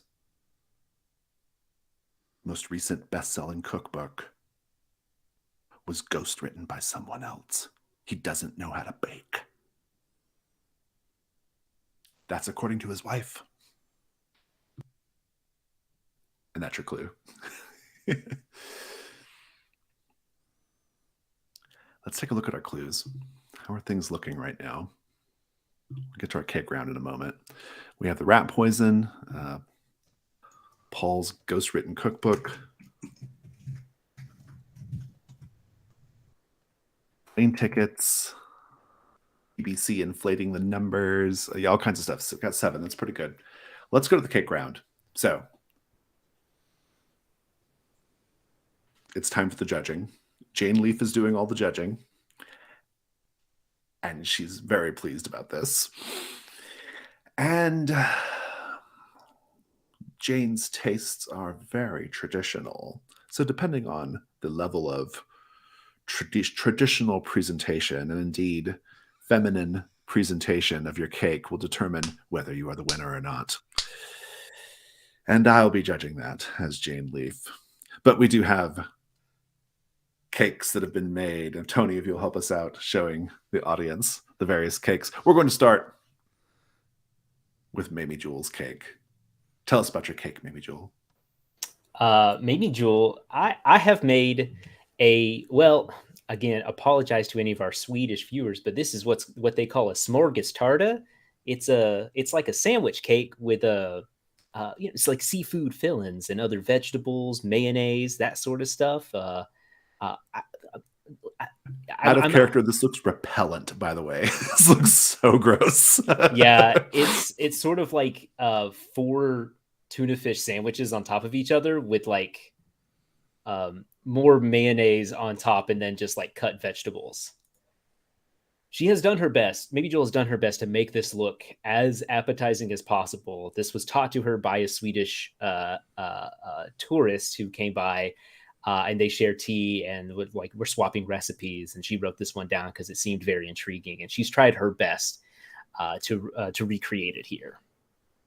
Jane Leaf says, "Dear, we have the brief, of course, asked for a sweet cake, and so your choice of what appears to be a number of tuna sandwiches masoned together with mayonnaise and lemons does not quite fit.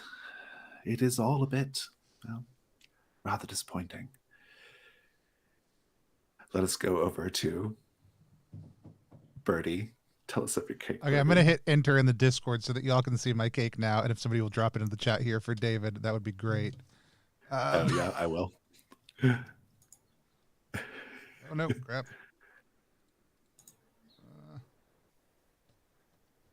All right. Oh, my God. That's a pretty cool looking cake, if I'm being honest. I love that. I love the geode cake. Yeah, the geode this is, you know, and it certainly looks very feminine. I'm very proud. This is a collaboration between me and my child. I worked one of their statues into the middle of this. I am just so proud to be able to bring it to you. So we went with a red velvet center with this delightful pink frosting and this, you know, very beautiful abstract geo design. They send me things like this all the time. I'm just so lucky that I get to work it in, and it, you know, it brings back memories of their other parent, and it made this whole thing feel like a family event together. And so I'm just so thankful to be able to share it with you. Jane says, "The cake is really lovely. I love this geode effect. It looks absolutely delicious. I can't wait to get my mouth in there." That's all I want to hear. Let's go over to Scott and Melanie do their cakes. It's off camera. Who cares? Let's go over to Marge. Marge, tell us about your cake. This is the cake that I made for my husband's 50th birthday. It's exactly the same as that day, down to the cigar. I saved it and brought it here for you all today. Draped it right there on the side, just where he put it when he set it down to have a bite of the cake.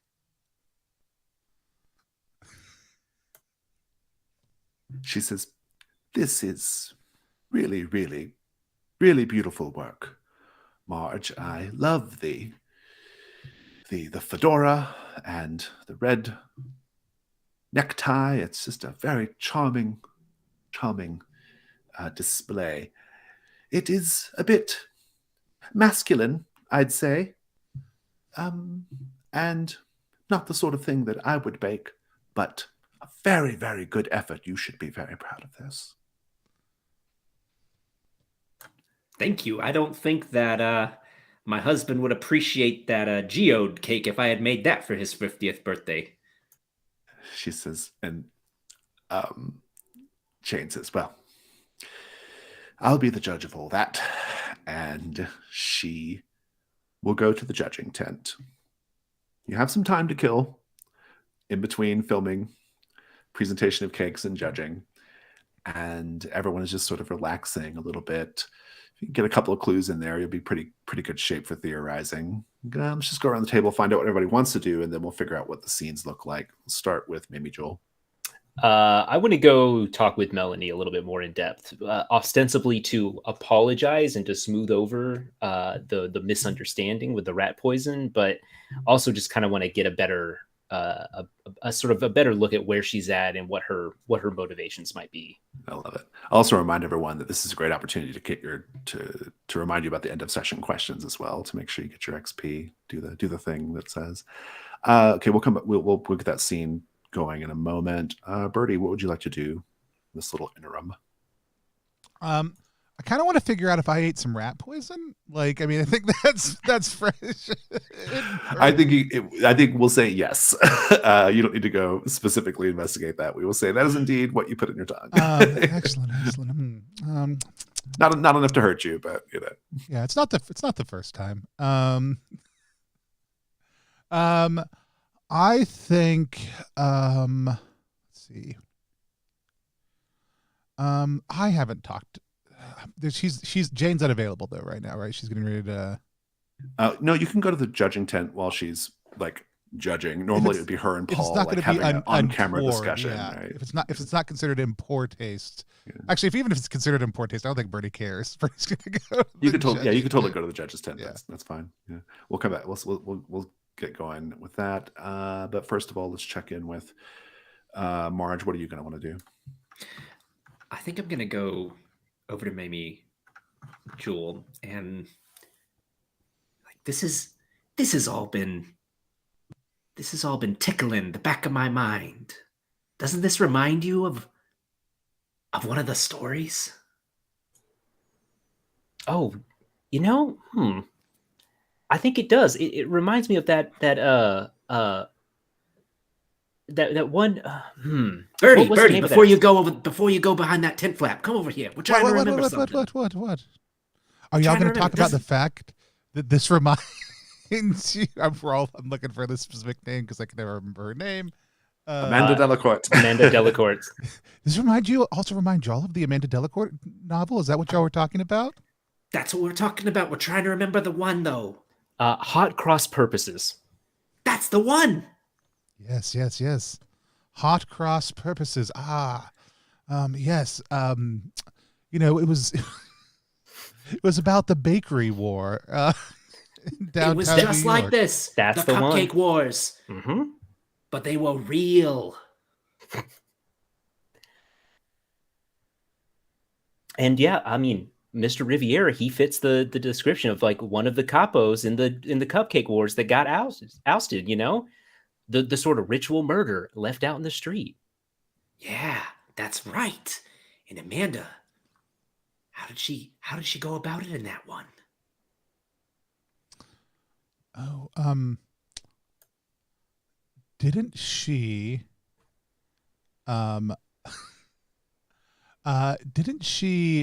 trick a jealous lover into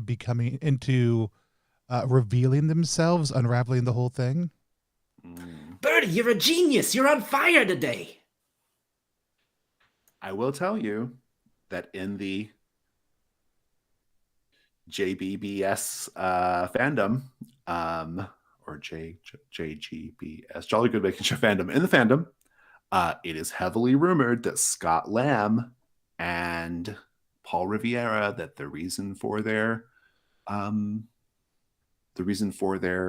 little on-air disagreement was romantic in nature, or at least that's what caused emotions to be running so high. People famously recall, going down the rabbit hole, a quote that Scott said on air, which was, while baking a pie crust, it's very important to blind bake the pie crust so you don't have a soggy bottom, because believe you me, Paul likes a neat, firm, uncomplicated bottom.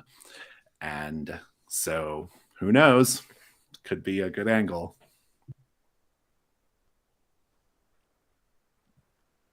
It's a good idea. So, it sounds like you all have an inspiration from Amanda Delacorte as well, if you want to pursue it with, there's various jilted lovers, I feel like, going on in this mystery. So I get lots of options here. But let's pick up the scenes again. So, and whenever that happens, it'll be, you can get a 12 plus on the next roll, or you can declare something true about the case. I think I want to cut over to the baking tent, though, the judge's tent, rather. The judge's tent is normally decorated to look like a quaint cottage somewhere in the English countryside. This is where they film scenes of Paul and Jane talking about the baking. But for this special episode in Brindlewood Bay, it has been given a sort of Americana flair. As we look around, what sort of Americana gewgaws have been used to make the judge's tent look more thematic? In the middle, where there would be a centerpiece, instead they just have a cheeseburger. Yeah. Guns. Hanging on the walls, like weird kind of, there are antler chandeliers, but there's also a gun chandelier also too, hanging up above him. And then also, like, the back of the tent is decorated with, like, the front parts of, like, roadsters and muscle cars that have just been shorn off and just sort of, like, hacked onto the wall in this sort of, like, TGI Fridays. Oh, yeah, it's total TGI Fridays. Paraphernalia mess. I love it. Fantastic. Thank you. Jane must just be horrified in this room. Absolutely. So, Jane is there, and Jane is actually talking to herself as if she was sorting out the baking on her own, right? And they're not filming that. So she's just there, kind of talking to herself a little bit. I think Timothy Bouche is there just kind of hanging out, sitting in, because there's an empty chair. So he's just sitting there, all very big, looming over the table. Yeah, so what do you do, Bertie? Jane, dear, I just wanted to make sure you were all right. Are you muted, Tony? Hey, audience, you can still hear me. I got to fix something on my end. Sorry for the pop-up. Oh, no, wait, hold on. The muted icon is on our screen. Yeah, hold on. Yeah.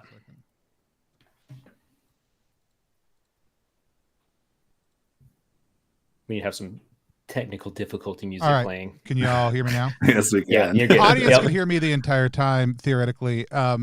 Google Meet likes to do this every once in a while for no apparent reason. Nice.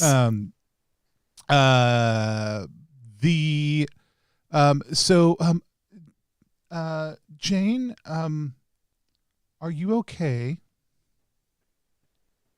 She says, yes. Of course I'm okay, dear. There's going to be a lot of changes around here now that Paul's gone. There's going to be a lot of new thinking and new ideas about how to run the baking show from now on. I have lots of ideas about judging, and now I'm in control. Oh, I can't wait to see that. I was worried otherwise. I think we're too easy on the bakers, frankly. Yes. If it were up to me, we would be much more realistic with them. I can't stomach half this cardboard tripe I'm forced to taste And yet I have to put on a smile. Like, oh, it's just a little informal looking, dear. Oh, it's not your best effort. No, it tasted like crap. And I'm going to let them know from now on. I love it's all the things that were about Birdie's cake. That was the best. Oh, I see. Do you think that'll make for good watching? Isn't the dynamism between you and your co-judge a big part of what draws the audience out? I was thinking Jane Leaf's Jolly Good Baking Show would be a terrific new moniker to usher in this new era. We a small boutique shop I worked at one point in time did do a turning over a new leaf ad campaign at one point in time. I think I like that very much. I love that for you, especially with this transition. And it's so good since the show was about to go down in flames. You have lots of wonderful ideas, despite the fact you are a fairly subpar baker. Sit down and, well, tell me all about them. So sit down and start talking.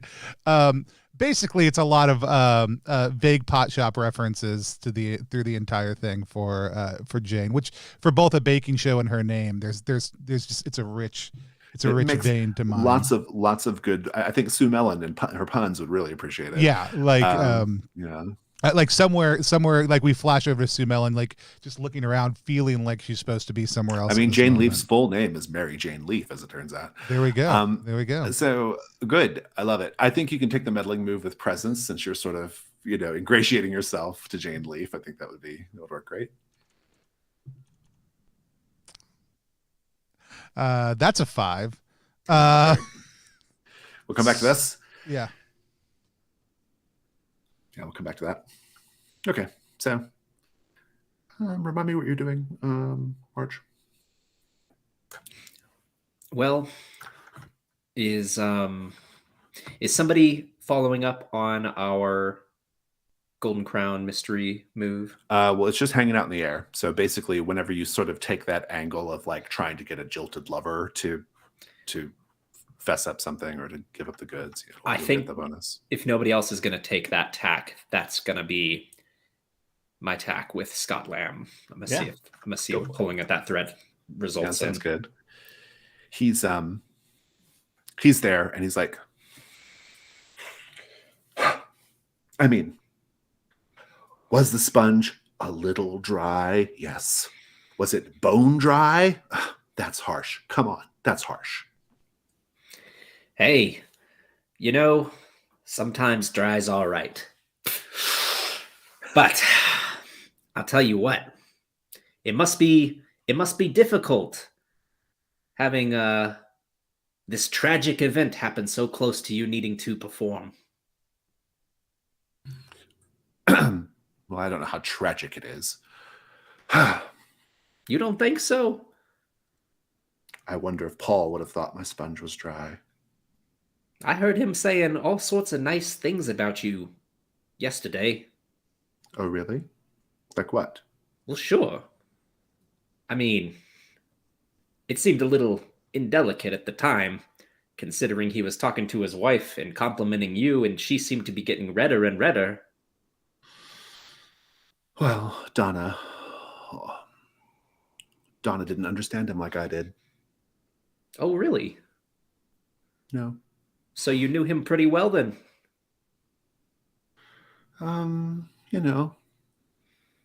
Let's just say that I spent a fair amount of time learning the craft at his knee. We got nothing. We got nowhere else to be. Why don't you come down here? Take a load off. Have a smoke. Tell me about it. So if you want to take the Gold Crown Mysteries bonus, you'll get the meddling move with the 12+, basically. So if you want that, you get to do it once per session. So is that what you want to do? Yeah, let's do it. All right, we'll come back to that. Remind me what you're doing, maybe Joel. I'm going to talk with Melanie. That's right. Yeah, smooth things over, but also kind of get at her angle a little more. Yeah. She's like, "Oh, did you come to kill me too?" Let's hold on. Let's not jump to any conclusions. I found the rat poison up there, but I didn't do anything I with saw it. you tucking it behind there. Someone, probably Buck, saw it on camera, and you had to quickly hide it, right? Oh, listen, these hands are for tying lures and tying rope. That's it. These hands do not do any killing. They can barely bake, as you saw in the cake run. I don't think I really impressed anyone. Not like yours, by the way. Oh, that creation blew me out of the water. She's like, no, I can't. I can't do this. She gets up and she says, I'm calling my uncle. Her uncle is Wyman Dalrymple, the sheriff. Mm-hmm. And she's like, I've stayed quiet for too long. He'd be very upset if he knew that I didn't let him know right away what was going on. And if I'm being perfectly honest, he's always been a little suspicious of you murder mavens. Always just happen to be there whenever someone dies in this town, and you always have a good excuse or good explanation for who did it. And she's like calling Sheriff Dalrymple. I don't think she's buying this at all. It's getting to be evening time. If you want to try to stop her, it's going to be the night move. Yeah, I'm going to step in. I want to do the night move. I'm going to put you at disadvantage because of caught rat-handed.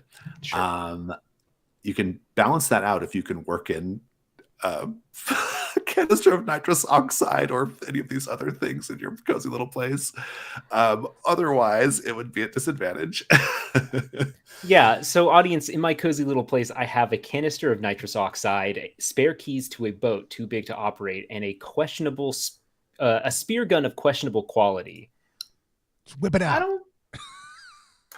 Man, None of these things sound like laughing back gas up your to, story. a little laughing gas to lighten the mood. Yeah, here, let me convince you I didn't put rat poison in the flour by using nitrous oxide on By you. grabbing the nitrous oxide I keep in my purse. Yeah.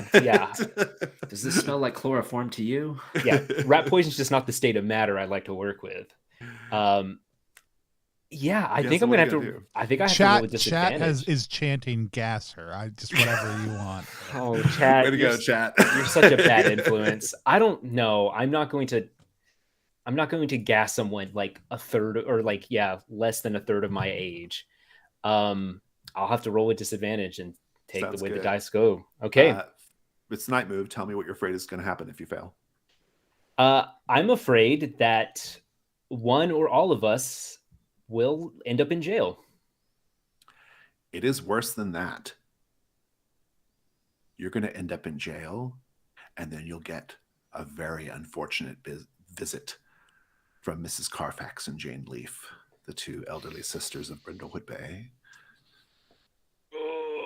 Okay. And the night move. And their big black dog. Yeah, that dog. Okay, so the night move is made. I think this is probably going to be presence. Or how are you trying to restrain her, stop her from calling the cops? I guess that's what really matters here. Yeah. This might be where maybe Jewel like bodily tries to like insert herself, like restrain her. Okay, vitality. Yeah, knock the phone out, something like that. Yeah, disadvantage vitality. Okay, so I have a 0 in vitality. This will be a straight roll. So I roll 3 and take the lowest one, correct? Correct. Or the two lowest. Yeah. That's a 5. It's 5. We fast forward with the three of you in handcuffs, since that was the stakes. Sheriff Wyman Dalrymple loading you up into the back of his county police cruiser SUV thing, and he says, I always knew there was something funny about you ladies. You pulled the wool over my eyes a few times, and a lot of innocent people went to jail because of you. But now, thanks to the diligent work of my niece and the fine people from the Jolly Good Baking Show, we've caught you, rat-handed, so to speak, as he lifts up the rat poison. It's a night in the county jail until you can meet with your lawyers and they can begin preparing your cases. Deputy Brett, Deputy Brett is there on his bike. Take him away. He doesn't know what to do because it's on his bike, but sheriff says, never mind, Brett. He gets in the vehicle and drives off. And as the vehicle pulls out of the parking lot, you see Mrs. Carfax and Jane Leaf and their big black dog. And someone else wearing a robe and a cloak and one of those stone-faced masks. Someone whose posture is intimately familiar to one of you. They're looking at you as you're being carted off to jail. You can stop this whenever you want by putting on a crown, or we can play it out. You're muted, Chase. Yeah, I'm going to put on a crown. Since this is the night move and we're dealing with Jane and Mrs. Carfax, is this put on the occult crown? You can do either you wish, whichever you want. It's always your choice, Void or Queen. If it's Void, you have to take the first one. If it's Queen, you can choose any of them. We haven't put on the Void crown yet. Let's do that. So the first mark on the Crown of the Void is called A Shadow in the Garden. Hereafter, during cozy vignettes focused on you or cozy move scenes involving you, you must also narrate how dark entities subtly reveal themselves in the scene. And I think since this is a two-shot, we won't get a chance to see that, but I will probably in epilogue ask you to narrate something creepy in the background. But for now, you succeed with a 7 to 9 mid-tier result. The problem is just going to be that I'm going to replace one of your conditions with suspicious. Regrettably, because you already have 3 conditions, that you must mark the crown again and replace one of the conditions with suspicious, your choice. So you've got 2 crown marks coming. Oh, the Crown of the Void. So you can mark the Crown of the Void or the Crown of the Queen, but you have to mark a crown because you already had 3 conditions. So okay, if you would take a 4th, you erase 1 and put the new one in there, and then mark crown.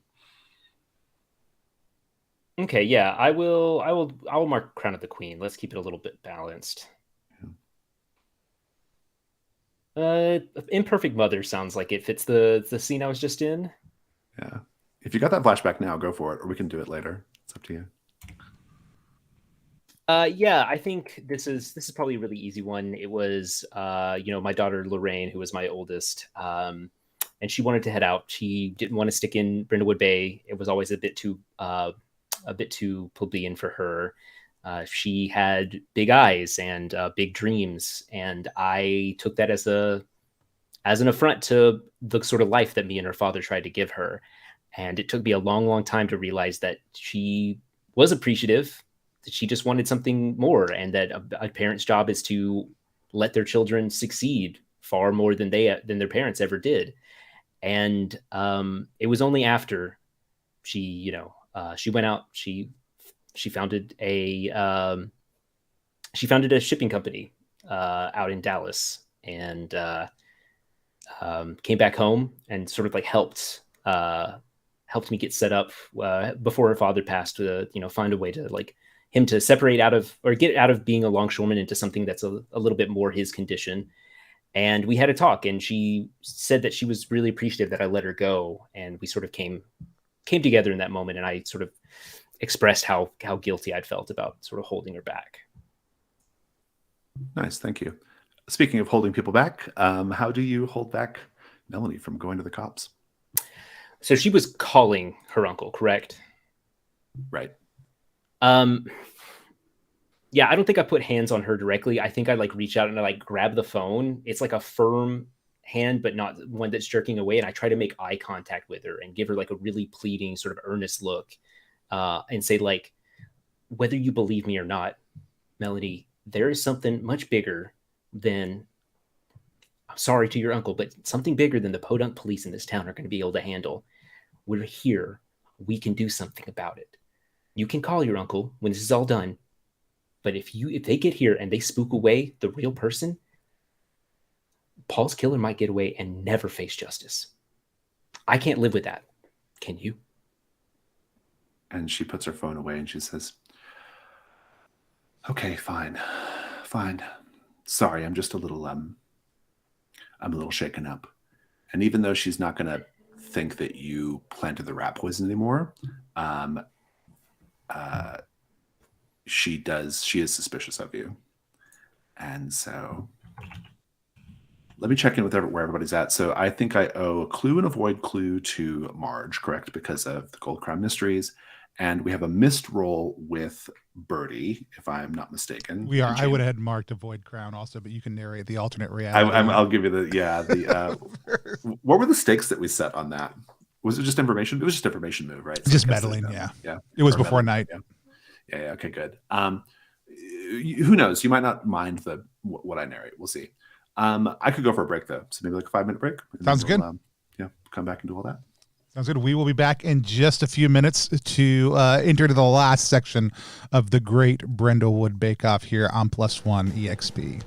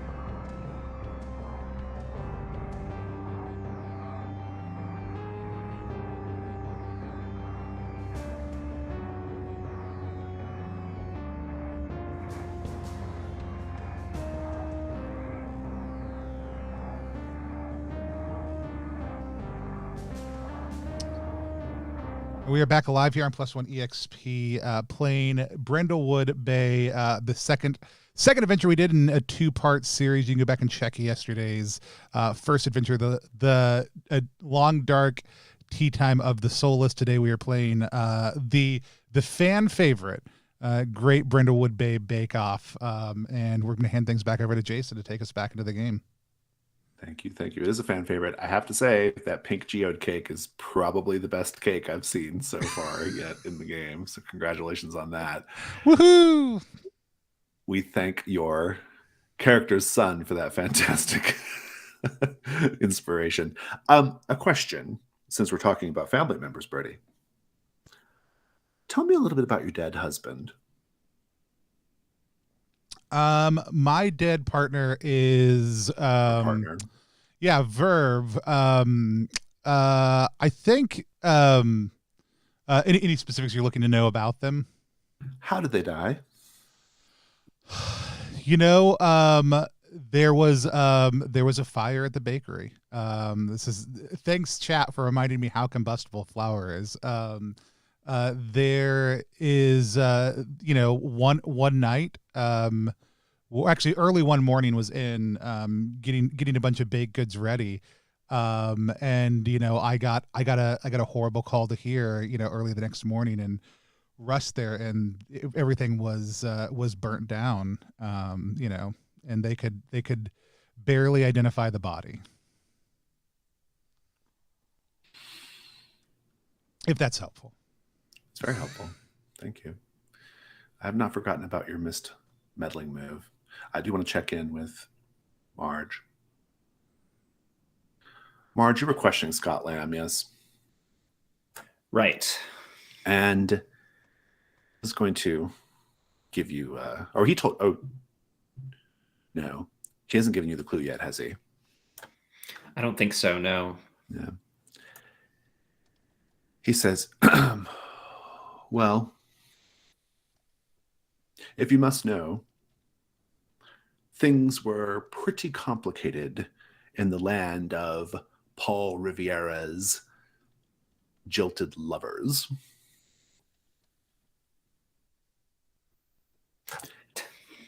Tell me something that I don't know. Right. Well, did you know, for example, that he was having an affair with the British Prime Minister? Funny you should mention that. She said something about a 150-degree oven, which doesn't sound nearly warm enough to me. Indeed not. But there's more to it than that. Did you know that there was also a case of, how shall we say, blackmail? Now that is news. It is indeed. I believe he was blackmailing the Prime Minister in order to get more favorable terms from the BBC. The BBC, of course, being an entity of the British government. I think that he was using his position with her to, well, he was holding it over her head, wasn't he?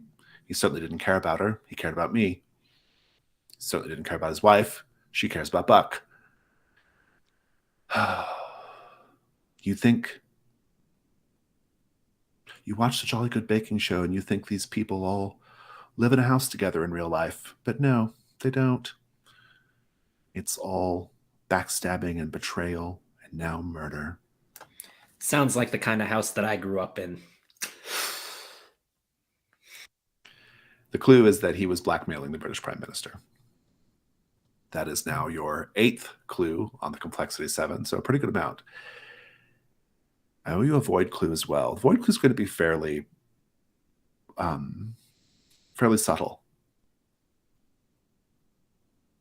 You'll happen to notice that there is on another one of the baking benches, there is a tray of bread men engaged in lewd, obscene acts.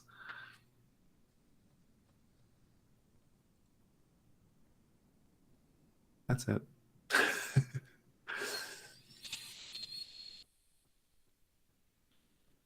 gingerbread men engaged in dark ritual carnal congress. How's that sound? Scott, is that your idea of a joke? He looks and he's like, looks like my idea of a good time. Where those came from.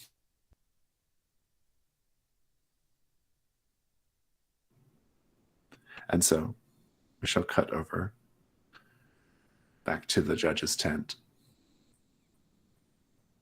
Jane Leaf says, my dear,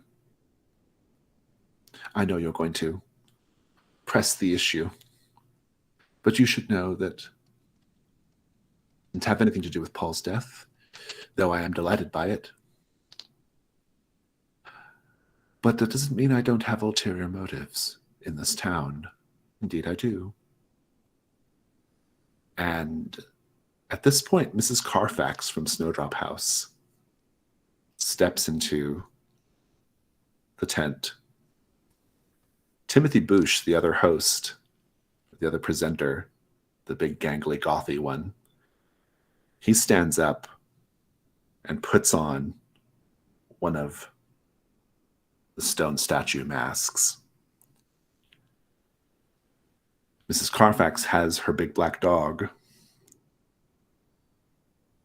And another person wearing a robe and hood and mask.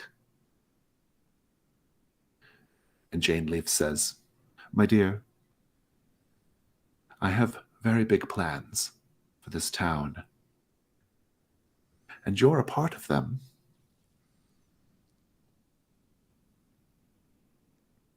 And she looks over at the person wearing the mask who came in with her sister and says, there's someone here to see you. Someone you haven't seen for a very long time.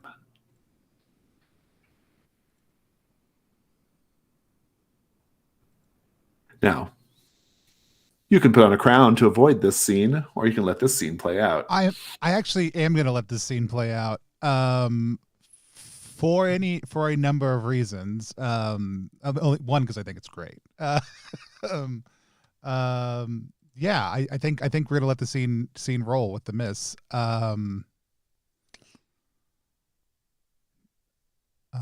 No, it can't be. The person behind the mask, who's with Mrs. Carfax, says, Bertie, my dear. And you recognize their voice, even behind the mask. It's Verve.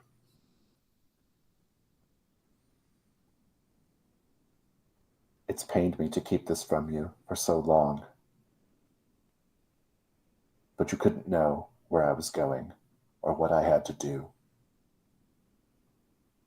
Do you think it's an accident that you resettled in this town after my death? I mean, it seemed convenient. I mean, everything just kind of fell into place. Mrs. Carfax approaches and takes your hand. And she says, it's all a part of the grand game. The design. You are a very important piece in this game, my dear.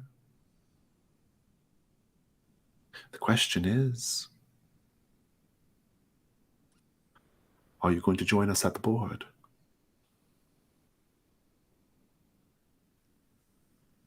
We shall cut. Theorizing is looking pretty good. You have 8 clues, and a lot of them tie pretty well together. Do you all want to propose a theory at this point about the murder?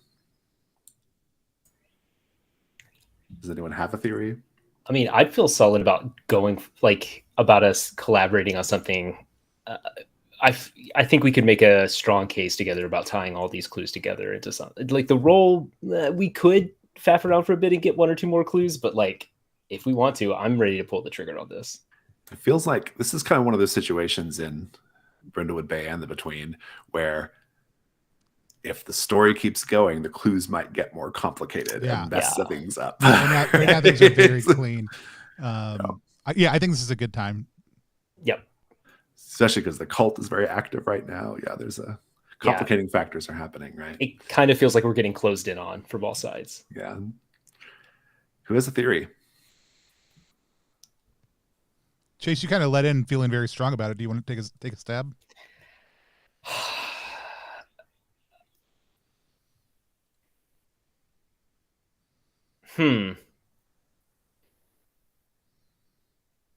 I felt really confident, but I need to go back. So I feel like Jane is too easy to answer here. For sure. I like Scott. Not just because the plane ticket was in his pocket, but like I feel like Scott's a plane ticket in his pocket to Rio. Is an outlier, whereas most of the other things are about Paul, right? So I feel like if we're going to try to wrap in as many clues as possible, starting with Scott and then working out Paul's behavior feels like the strongest route. How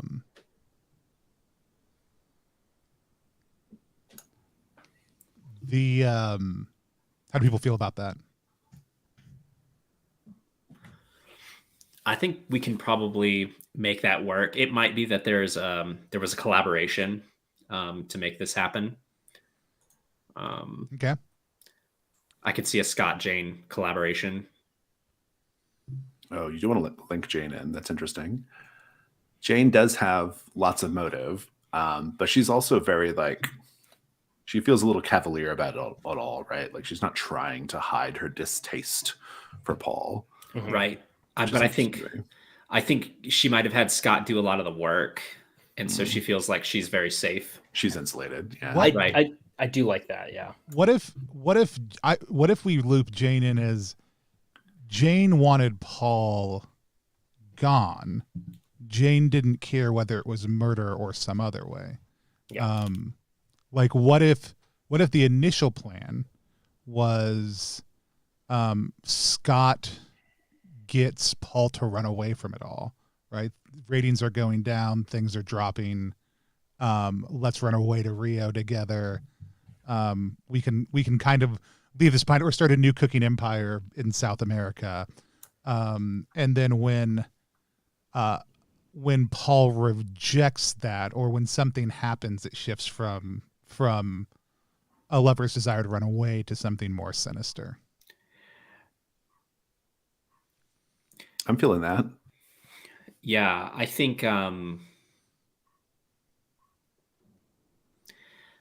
sounds good. I think that Scott had this plan, like he was going to do this. But then Paul came clean in the end and was like, I can't, like, there is no future for us in Rio doing a thing like this. I don't have the talent. Yeah.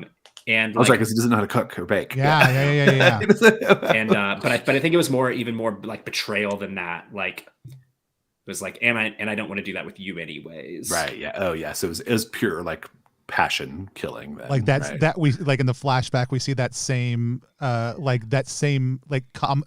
bottom comments that passed between the two of them, like flashback through in quick succession. Oh, yeah. Right. But Jane set all of this in motion. Yeah, I like that. She set this all in motion because she knows the show is tanking. So her plan was to get rid of Paul, basically. Right. She was playing the jilted lover game and feeding Scott just enough of this, like, you just need to like opportunities to try and get him out of there or whatever. But she knew the truth the whole time, hoping that it would turn into a death, because she needs a fresh start. She needs something new. She needs this show to go away and for her show to start. Does she need the blackmail? Does she know about the blackmail and need it? Yeah, the two clues that stick out as not fitting this is the prime minister clues, right? The blackmail and then the prime minister being Paul's lover. Because if they're ready to tank the show, like does she have a sense that Paul needs something, or is that a Scott tangent? I've got a way to work this in. I think, yeah. So I like David's suggestion that, like, you know, this Scott came to Jane with this, like, wanting, talking about wanting to get away. And whenever he couldn't, she worked both angles, and one got Paul to continue the relationship with the prime minister, but also then gave that information either through clues or actually delivering some letters that she intercepted to Scott to inflame the passion. Because one, what that would do is she would hope that he would either kill Paul or do something, which means that after the show tanks, Paul doesn't go and start a rival show and basically use his stardom to overtake wherever she was going to go with this. And two, it totally cocoons her from any of this, like any of the blowback. Right. And that was the scene with Scott and Paul. That was his thing. That was his, I'm not going to go do this with you. One, because I don't want to. Get that straight, Scott. But two, I don't have to, even though I can't cook, even though you know my secret. I've got the prime minister in my pocket. The prime minister's in my back pocket. Oh, that's good. That's his confidence to come clean. Yeah. He knows that he's going to be protected anyway. Yep. It is too much for Scott, just like Jane planned. He feels powerless, right? He has no other options but to just like kill him and get out. Like use the plane ticket they already did and just like run clean. That's every clue. But let's go through them though. Paul's shattered Britty award is almost certainly reflective of Jane's basic jealousy towards Paul and professional rivalry. So that makes sense. The love letters to the prime minister and the blackmail of the prime minister both are basically Paul's insurance policy for all of this stuff that's happening with him. The tough contract negotiations, the inflated ratings numbers, and kind of the fact that Paul can't cook are all reasons why the show is having trouble, but definitely those two, the negotiations and the ratings numbers. The plane ticket in Scott's pocket is because they were planning to go to Rio, but for the reasons we've discussed, Paul called it off at the last minute, which is what ultimately inflamed Scott to do what he did. The rat poison, of course, just speaks to how he was killed. And that's every clue. Yeah. And I think the conversation that I just described where Paul kind of said all this to Scott is in a recording in a locked briefcase. Very good. Very good. Very good. Nice. I'd forgotten about the locked briefcase. So that there's a recording with Paul and Scott having this conversation. Oh, that's great. That's really good. Awesome. Okay, so that's 9 clues then. So you have a +2 on the roll. I love that. Tony, why don't you roll +2?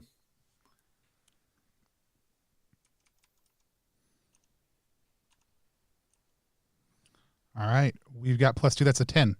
10. Nice. It is correct. Bringing Scott to justice will be no trouble. Probably don't have enough on Jane to prove her complicity or guilt in anything, except that she was just being professionally mischievous. But yeah, I do think I want to handle the resolution of Birdie's confrontation with Jane and the cult kind of off screen, and maybe we see an epilogue what Birdie decided to do, if that's okay. I do have maybe another pitch, because I do love being able to showcase things. And since you and David are both here, is there a way in which, and we could even do this as part of the epilogues too, to showcase a little bit about what the occult move does in this moment? Oh yeah, that's really good. Yeah, that'd be fantastic. It is the one part of the game we haven't seen yet. Yeah, and I think it'd be I think this is we've pushed far enough into Birdie being a weirdo who's super sensitive to supernatural forces, where this is a good lead into that. Well, so let's, for people watching the stream, the occult move, when you engage in an activity related to the supernatural or the occult for the first time, you imagine what your actions would look like as a move, say what triggers it, and then roll a sensitivity.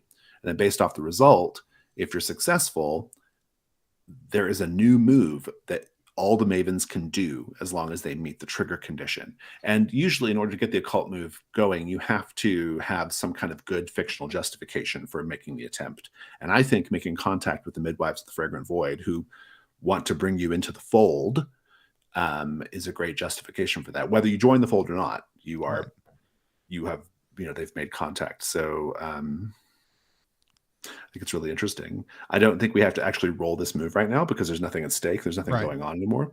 But I do like the possibility that this is maybe the direction that Birdie is going in. I think it's intriguing.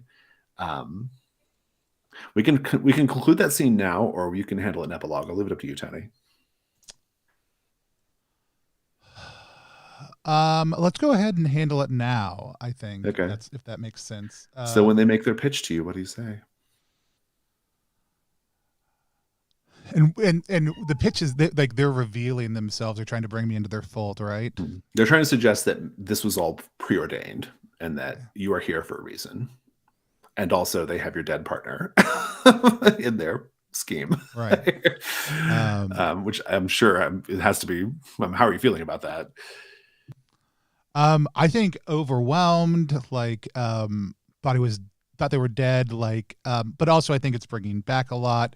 This has been, I think, a very reflective, like this is good screenwriting from the script, from the writing room. Like they're winning an award for this one, of like, hey, we brought the bakery back around, like we all working. We had this encapsulated family moment to pull Birdie maybe away, a little bit more away from the other mavens, and make this acceptable. So I think all those things are kind of swirling in her head. I think the I think that Birdie is open to this. Like there's this mystery. There's her partner, and so whether she fully understands the extent of it, she also knows these other things have been happening to her. So I think she leans in and she says, what do we need to do? And go ahead. Mrs. Carfax says, it's very simple, dear. And she pulls a pomegranate out of her bag and a knife and invites you to cut it open. Which I think, we see Birdie start to cut into it, and then maybe even like we cut down and we see this dark red juice starting to run over the top of the cake down below it. Yeah, I love it. It's good. Yeah, I like to imagine there's like a suggestion that you cut through the pomegranate and cut your palm a little bit, right? And so we see this like juice and blood. And yeah, that would represent your, at least for the moment, sort of being hooked into the midwives a little bit. Very good. I love it. Let's talk about the resolution of the mystery, though. Scott presumably has to be brought to justice. Let's just have a round robin of scenes of the conclusion of the mystery here. If you're going to tell Sheriff Dalrymple, if you're going to get the FBI or somebody else involved, Interpol, maybe, I don't know. But in any case, kick it off, David.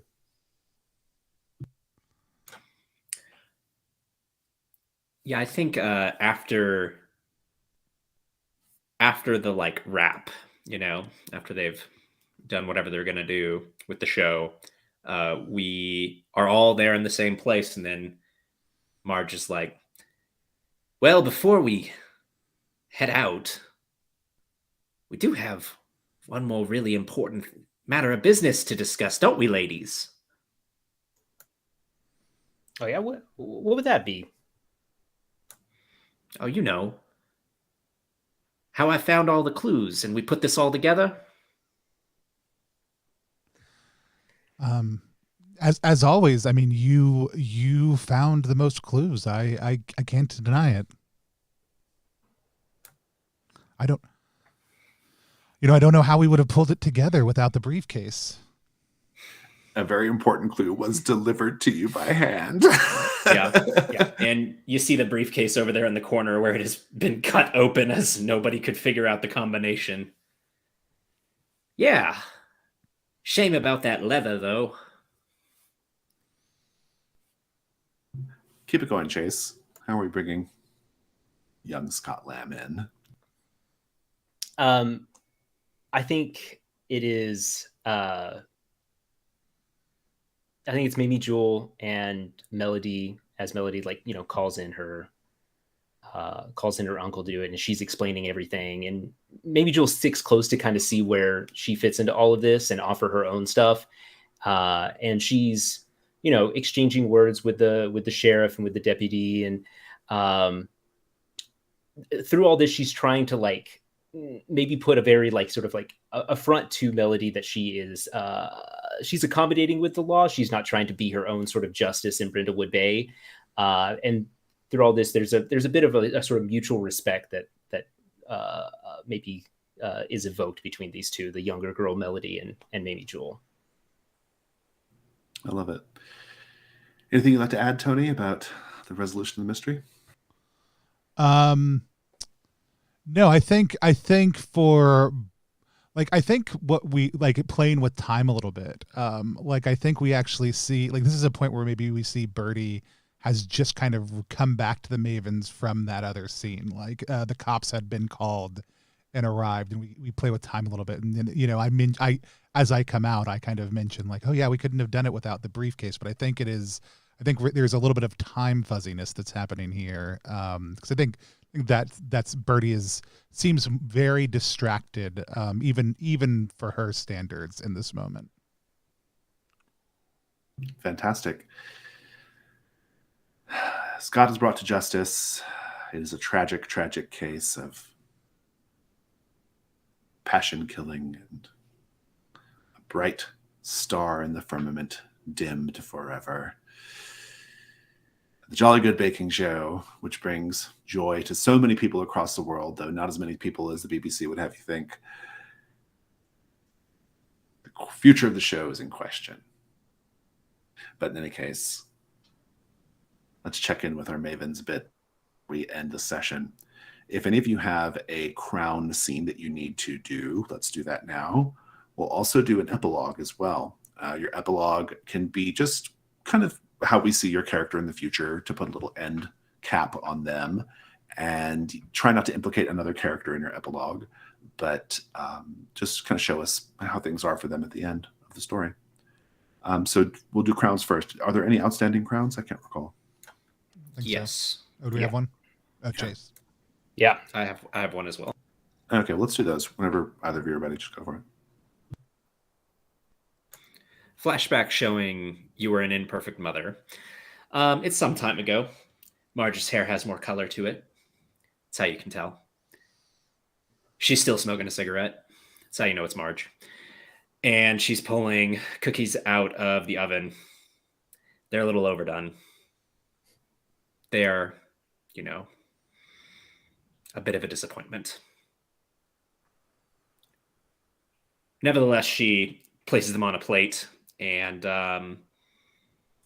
her kids, Frankie and Vicky, come over, and Vicky looks at them and the suspicious gray, black, dusty flakes on top of them as Marge is ashing her cigarette. Ma, we can't eat these. What's the matter with them? You got your cigarette on them. That just means they're baked with love, honey.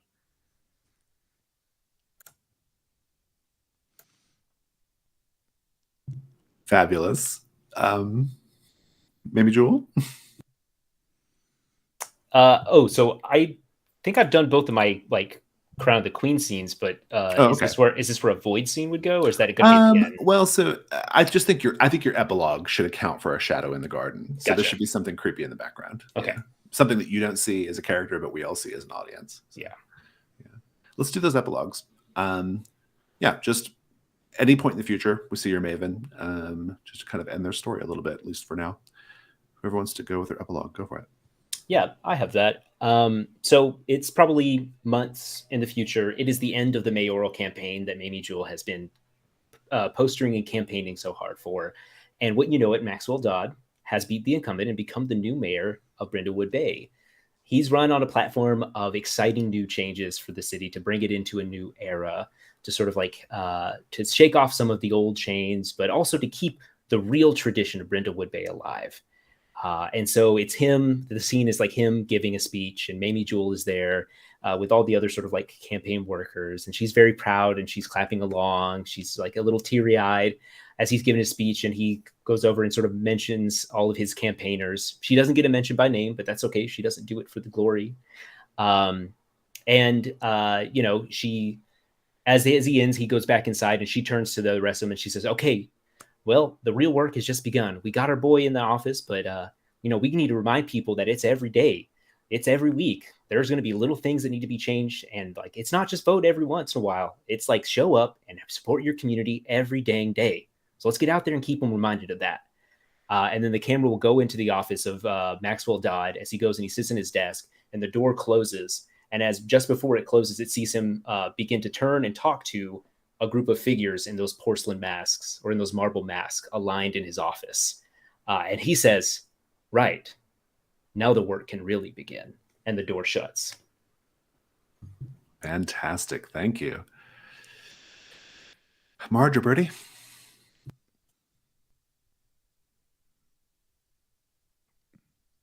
David, you're muted. So Marge is putting something together in her kitchen.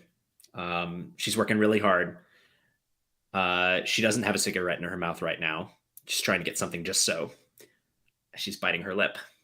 You see her working furiously. She's sweating. And then like, it's a kind of a smash as she's then sitting at the table with a cigarette, kind of tapping her finger. And then you hear the ding of the oven bell as something is ready.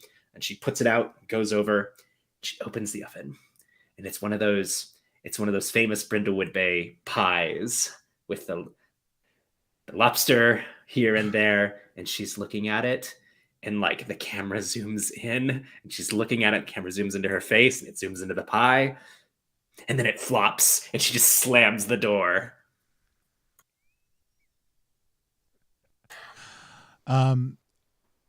I think for Bertie, we see like her talking on the phone through a window, and then we do that thing where they push through the glass. And it's very obvious that Bertie is talking to Claudia. It's just a weekly, mom-child catch-up, like lots of small chit-chat, but Bertie keeps on pausing kind of awkwardly through it. And she's like, well, what do she's like, what are you up to the rest of the day, Mom? She's like, oh, just scrapbooking. And then I think we see over her shoulder, we see a spread of pictures of Verve and the restaurant and the bakery / flower shop and a number of other things. I didn't take a shadow move, but I think narratively it makes a lot of sense to go ahead and inject maybe some of the pictures in these photos and some of the people we see in these photos, we kind of flash back, and they're people we've seen in and around Brindlewood Bay, kind of held awkwardly in time to this very moment. I think feels really good as a finishing epilogue for Bertie. Fantastic. That will end our session. Let's take a look at the end of session questions and see how many experience points you ended up with at the end. Okay, so everyone, you solved a mystery, so everyone gets a credit for that one. And Bertie, did you behave like a woman half your age? I ate rat poison. I made a vegan sculpture cake. I don't think. I'm kind of into the like dirty cake in a way. I like that one. Yeah. Did you secretly undermine the authority of a local? I think you did, yeah, by not calling the cops. Yeah. So this time we leaned a little bit more into like the dog conversation and other stuff like that. Of well, we don't need them, and so yeah, absolutely. Okay, so you got 3 marks, very good. And I think did that push you to advancement? That will level me up, yeah, or advance cool. Awesome. me. All right, let's go to Marge. Did you show someone that you've quote still got it, Marge? I think so. I brought it with that pie, and it was a triumph. Oh, that's true. Yeah, good point. Did you share a memory of a late family member? I did. I shared my my husband's 50th birthday cake. That's right. The cake. You did indeed. Yeah, very good. Okay, so you got your 3 marks for XP. And Mamie Jewel, did you dote on someone? Yes, you did. Did you share your wisdom with a young person? We're going to count Melody, me trying to... I know the ulterior motive was me trying to convince Melody that I was not a murderer, in fact, but I tried to do so with my wisdom. Yeah, I liked it. I think you can take it. Yeah, absolutely. Okay, great. That definitely advances me. Cool. All right. So 2 of you advanced, and Marge is pretty close. So that's awesome. And that would be, yeah. And so if we were playing, if this was a regular campaign, we would, well, if this was a regular campaign, it wouldn't have gone so cult heavy so early, but I'm glad we got to do that nevertheless. But we would, introduce a new mystery, and you have currently You currently have 6 void clues, and what that means is, so for the game, from the keeper side of things, I have a sheet called the Dark Conspiracy sheet, and there are thresholds. And so as you get certain numbers of void clues, the cult, their scheme and their plan becomes more intense, and you start learning more about it, and different things start happening. And so at 3 void clues, you start learning about the history of the town. That's when I started telling you about the Deep Reaver and the whale that they brought back and the founding of the town, right? At 5 void clues, something else happens at 5, and I don't remember what. I promise I wrote this game. At 5 void clues, that's when you actually learn about the existence of the midwives of the Fragrant Void. And so you start to like learn more about them, about the cult, and meeting members of the cult. We kind of started doing that a little early, but that's okay. And then if we were to keep playing at 10 void clues, the midwives start taking direct action against the mavens, up to and including using their political connections, casting magic on you, summoning Greek monstrosities of Greek myth, that kind of thing. And then 15 void clues is when you are entitled to have the mystery whereby you face off with the midwives. So that is sort of how, on the back end of things, how things look. But yeah, I think I'd just like to debrief with Stars and Wishes and just generally talk about how things went. I think we got a lot of story in for 2 sessions. I was really happy with it. Yeah. And just for anybody who's a normal fan of the channel, this will stand in place of our normal reaction roll. We'll just talk like normal human beings and do the normal debrief process. I had a great time. Just like before,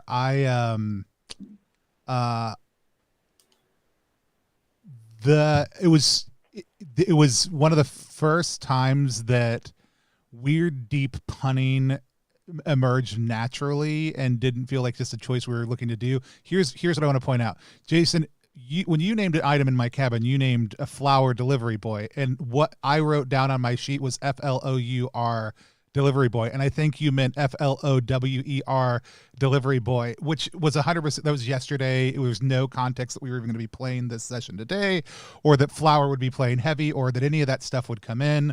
But I went ahead and just had already mentally like started flip-flopping those things in my brain, which is I think more just a star around like groupthink, like the good kind of groupthink that happens when players are listening to each other and taking in what each other have to say and handing spotlight awfully well, which I think not only from a play standpoint, but from a design standpoint, Brindlewood does just incredibly well at giving you the tools you need to do that.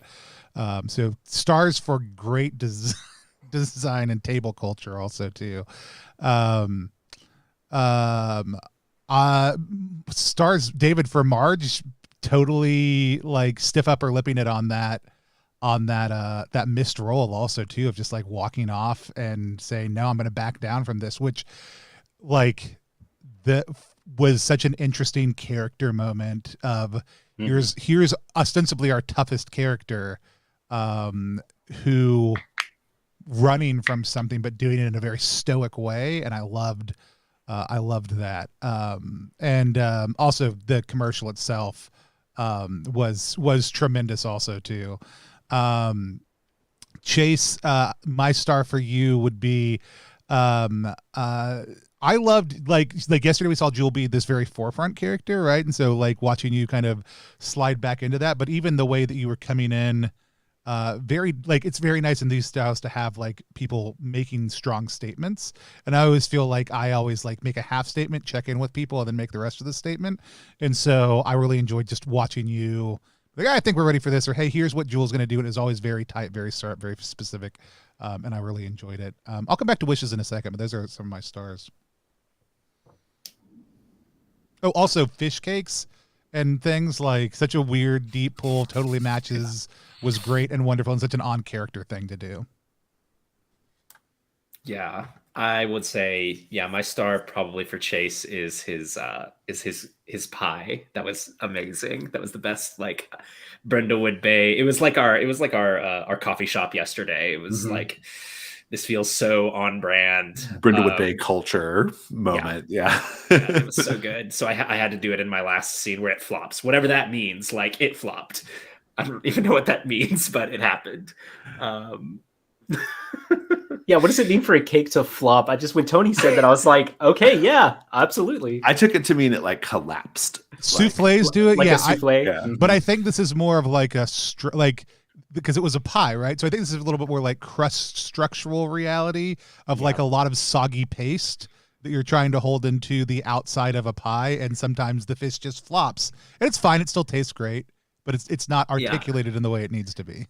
Yeah, I imagine it looks like the particular shape, you know, the thing sticking out of one end and the other, and then it like turns, so it actually literally flops, and it looks like a fish turning over in a pie, and you're just That like, would be "Oh, very no." dramatic. I mean, if the way I understood the pie is that the pie is the body of the lobster, Yeah. and then the claws and the tails stick out from the ends. That's really amazing, isn't it? I hope someone Yeah, makes that it was pie. It was so good. If I get Cecilia to draw that pie, somebody will make that pie. So let's just throw that out there. If it gets included in the cookbook, I'll send you an invoice. Oh, that's perfect. Yeah. Ooh, Stars for me. Sorry, go ahead, David. Oh yeah, I was gonna say Birdie getting more involved in the occult conspiracy. Super good, loved it. And this mystery is so much fun. The direct analogs and the subtle changes are a delight. The idea that, you know, these famous people are treating themselves in a way that is kind of really grandiose and over the top in their trailers is really fun. Paint the scene, and it's such a delight to do that. Yeah, I actually don't have a paint the scene question for Paul's trailer in the mystery, but I think I'm going to add one because I've always thought there should be one, and I think I'm going to add one. And I like the idea of like the temple to Paul Riviera. We got like some very like literal temple like scenery, which I thought was really great. So that was fun. Star for me, I had a great time. It was I was really happy with how much story we managed to tell in these two sessions because you know, my stars are going to be for both sessions.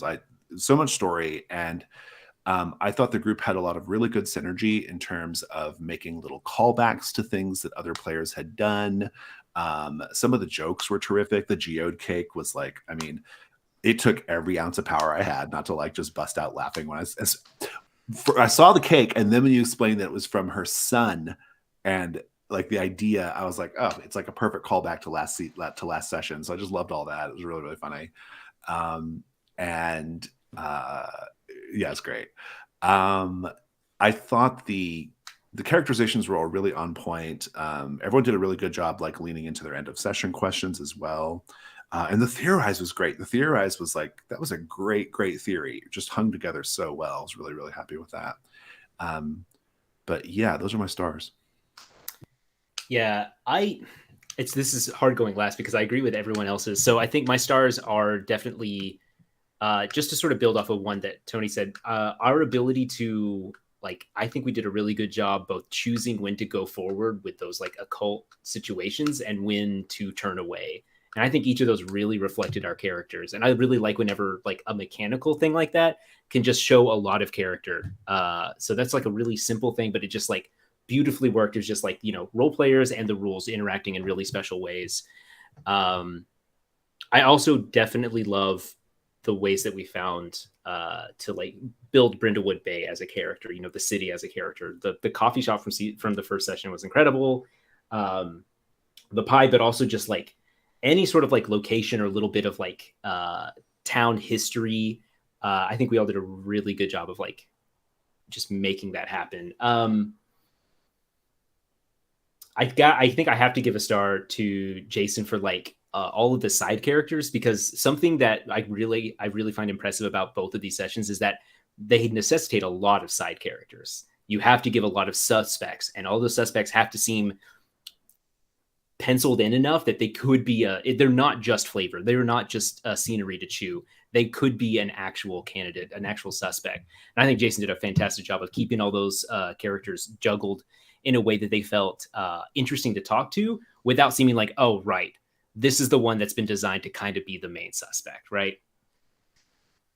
Yeah, from the writing standpoint, I didn't write the last one, but I did write this one, and it's one of the interesting writing challenges. By the way, we're having a mystery writing contest. I was going to ask you about that if you didn't talk about it. So if you want to talk about it more, you can. Yeah, Good yeah, segue. well, Yeah. yeah, it's a great segue. We are currently holding a mystery writing contest for Brindlewood Bay as a sort of kind of a celebration of the Kickstarter coming up. We've done these writing contests in the past. It's kind of a thing that we like to do in the Gauntlet. It's sort of a community thing that we are all very into.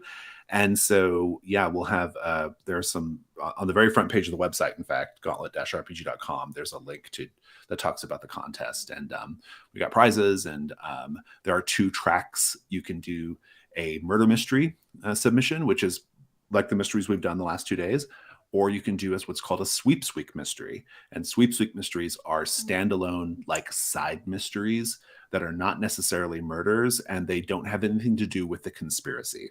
They're like standalone, usually more supernatural in nature, and usually in another part of the world mysteries.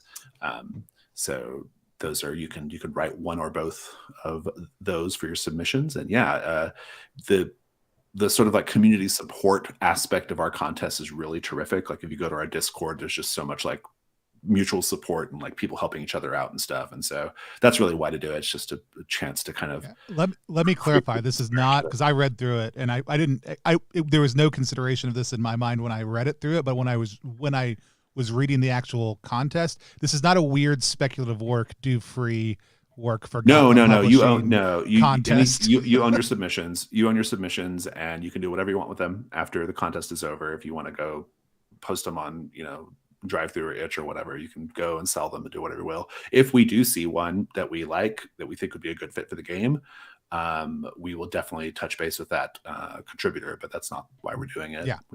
No, I just wanted to clarify. Like, yeah, I know people are like really sensitive about that kind of thing, but for us, it's always like we like the contest format because we think that people do a better job, so like, the quality is higher. Yeah, I mean, well, and it just goes back to our CERN reality days. We just kind of love to see people creating stuff. Yeah, we've been for doing a these game that they contests for love. years and years. Yeah, like back from like old podcast days. Yeah, so even when for just other games that were not our games, Well, and I love to see it. Jams are fun. Contests put a little bit more on the line if that's something that you enjoy and isn't going to cause you extra stress and all that kind of stuff. I love the way that Gauntlet does those.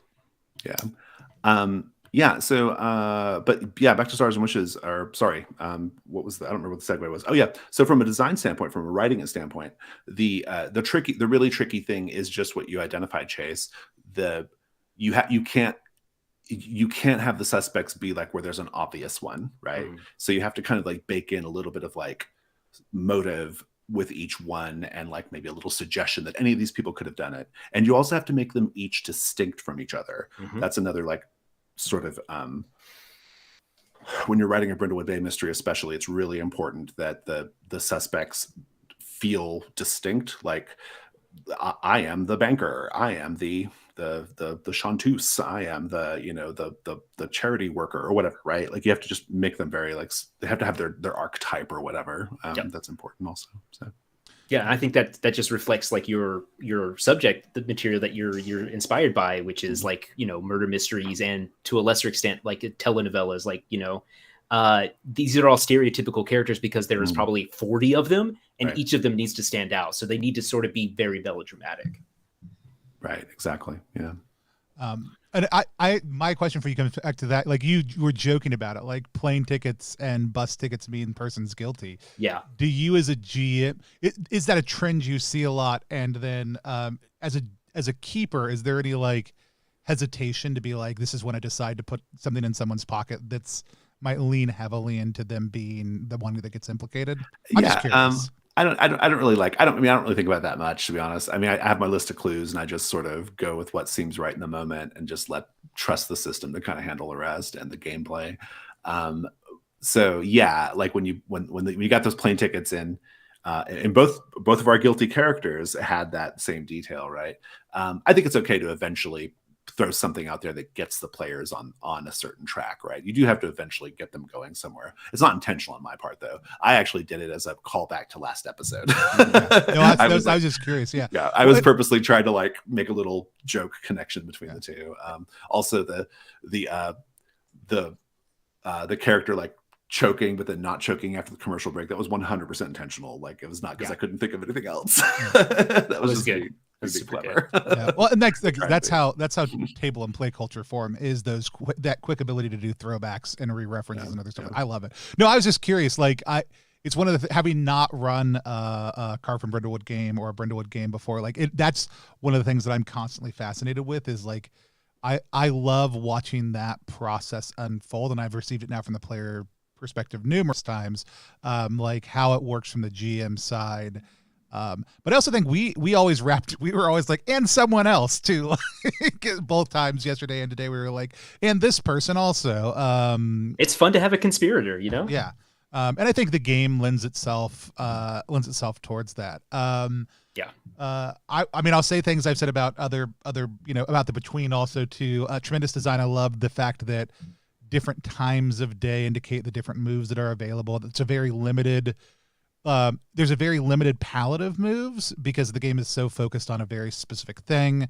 And I love seeing that. Like, I think it makes it so easy to start getting in and playing right away. It was also very interesting to play. We didn't talk about everybody's pronouns, but I think play with a male group, but playing as older women and trying to think about like how that comes across. Also, not from a performative or audience standpoint, but like how do we enter into that space or something into a type of character you may not have thought a lot about. And then thinking about like some of my friends who I know have played Brindlewood and their descriptions, which were very, very wholesome versus ours, who was like when I was thinking about what kind of failed mother am I, where my child grew up to be somebody who just sculpts genitals all day long, which may not be a failing on my at all, maybe a success on my part as a mother. I just had a tremendous sex positive attitude that led to them being very comfortable with anatomy, or I may have traumatized them at some point in time. Either one of those things are perfectly we don't know valid. yet, but Marge is scandalized and traumatized. Yeah.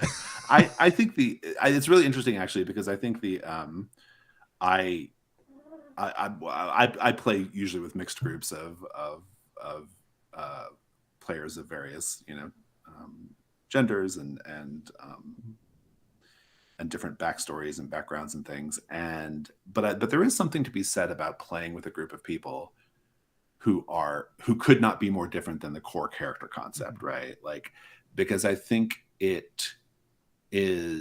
one of the things that role-playing games can do, if the game is designed well and thoughtful, I'm not saying mine is, but I hope it is that you can allow people to, like, for just a moment, maybe experience something a little different, maybe like learn, like maybe get like, maybe you like, maybe even just at the sort of character creation level, you go Google Alexis Carrington Colby or all my other weird references just to see what that is, right? And so you've maybe like learned something a little bit that you might not have like been aware of, right? I think that role-playing games have that power, and I think it's something that is really it's interesting and worth exploring to me. And so I liked that we had a group of all fellas for these 2 sessions. And because I think it brought an interesting energy to the table, and honestly, even like the sort of like camp humor elements we brought to it were still pretty clever and subtle. I don't think it was like super like overt or gross, So also, I don't think like one of the things that made me think about David Sherduan of Technical Grimoire has a game in process called Abide right now, and you're playing older. People who are at the end of their life, who have lived long, full lives of adventures. They're basically badasses, and that's the starting point. But you're retiring and going to live in the city because these world-ending monsters will attack anybody who's over a certain age until they kill them. But his consultants, like a lot of them, are like, we think there should be way more sex in this book because old people are still interested in sex and relationships and love. That was a really important part of my, like, if you look at some of the crowns. The Crowns of the Queen, I think one of them is like, I don't remember exactly how I worded it. I'm looking it up right now. It's something like, like showing a present day scene showing a burgeoning romance, or a present day scene showing how you satisfy your physical desires. I mean, I've got like a really direct intention for like how you're supposed to understand these characters, as whole characters, which I think is important. So, and I love that. I think a lot of the times when I've talked to people who have played it, and lots of times they're playing a one shot, they're playing it and so you're not necessarily going to get comfortable in that space. I love that we got there fairly quickly, right? Like Yeah, as a table, we were all seemed comfortable with that, and handled it in a light way that also wouldn't get me banned from Twitch, which is also great. It's like I had to spend a lot of time looking for the perfect cake that would do exactly what I wanted to do, but not get me banned from Twitch. No, but I noticed those ones, and I love it. It's the Between does it incredibly well, also too. But I think the themes but like the presentations I've always had are those wholesome opening ones where you're just like, you know, they're very much more in the Murder She Wrote '80s style than they are in the with any kind of more advanced romantic sensibilities or other items worked in. And so it was fun to just explore and play around in that space and see the game do those things as well. Yeah, definitely. I'm pretty happy with that part of it. I mean, the Brindlewood Bay hits so many interesting like tones, and you know, it kind of goes between, in my opinion, it kind of like shifts pretty easily between these different tones, even from scene to scene. You know, it can be like very dark and creepy, or it can be very light, or it can be very emotional. And I think what holds it all together is the characters. I mean, the characters they are an archetype of pop culture, but they also have they're grounded in a lot of interesting ways, and so I think that's what makes it all work. If you all have any questions in the chat, feel free to add them out. Chase, I don't know if you have any questions. David, if you just want to pelt Jason with questions that you don't normally get to ask in a public capacity, feel free to now. I'd be very curious to know what questions you might have, David. Some hard-hitting journalism right here. Yeah, exactly.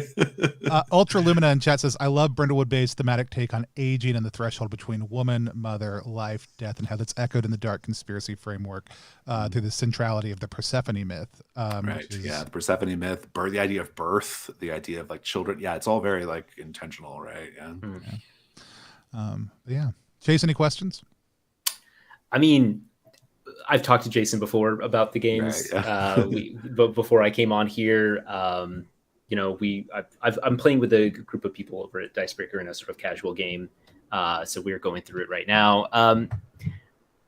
Honestly, like I actually sitting down to play it with you, seeing you get to like actually GM it with some other folks. Like it really just like does a really good job of showing the game in action, which awesome. I always love seeing a game or being able to take part in a game in action, because I read a lot of RPGs and you can understand on a sort of theoretical level how the game interacts. And I was like, oh, I can see these hard moves, these soft moves, that sort of stuff. But to see us actually like, create a story together gives me a better appreciation for the way this is all tied together. Like, I think the real standout moment for that is whenever you were like, well, I think we have enough clues if y'all want to. And I was like, well, maybe we want to muck around for a bit longer. And you're like, if you do, you have a chance of running into some clues that might really throw a wrench into your whole hypothesis. And I was like, I hadn't really thought about it from that. Right. There is a very, like, it's such a simple little thing, but it does, like, a group needs to have like real sort of like concurrent talks about like at what point do we feel like we are at our strongest position to argue this theory. And it might not be the most clues, which I think is very cool. Yeah, it might be when you have the best idea of what happened, right? I mean, and I think I can't remember how it's written in Brindlewood Bay, but in the Between, you have to have a number of clues just equal to half the complexity. So you could like be rolling with just 3 clues on a complexity 6, right? That's not a great die roll, but if you really want to go for it, there might be like campaign reasons why you need to get it done quickly too. You know, you might need to take a chance because of, you know, especially in the Between, because you have threats stacking up constantly in the game, and you have to like manage like basically like the character's workload, you know, like we can no longer afford to have this vampire running around the city because it is causing all these problems. So let's just go ahead and try to figure out what's going on, even though we maybe should probably spend a little more time on it, but we got to make our move now, you know? So yeah, it's in that game, especially, it's a much more like almost a strategic consideration in a way, which is interesting. But yeah, you talking about it makes me, I want to see the strategic decision to torch a mystery, because you just need to get a threat out of the way, or you need to push forward. And then you're like, the group decides, like, consequences be damned, we are pushing forward. We're gonna make a play at this, and like we might be wrong, or we might be right, but we're not ready. You know, there's all kinds of ways it could go wrong. You know?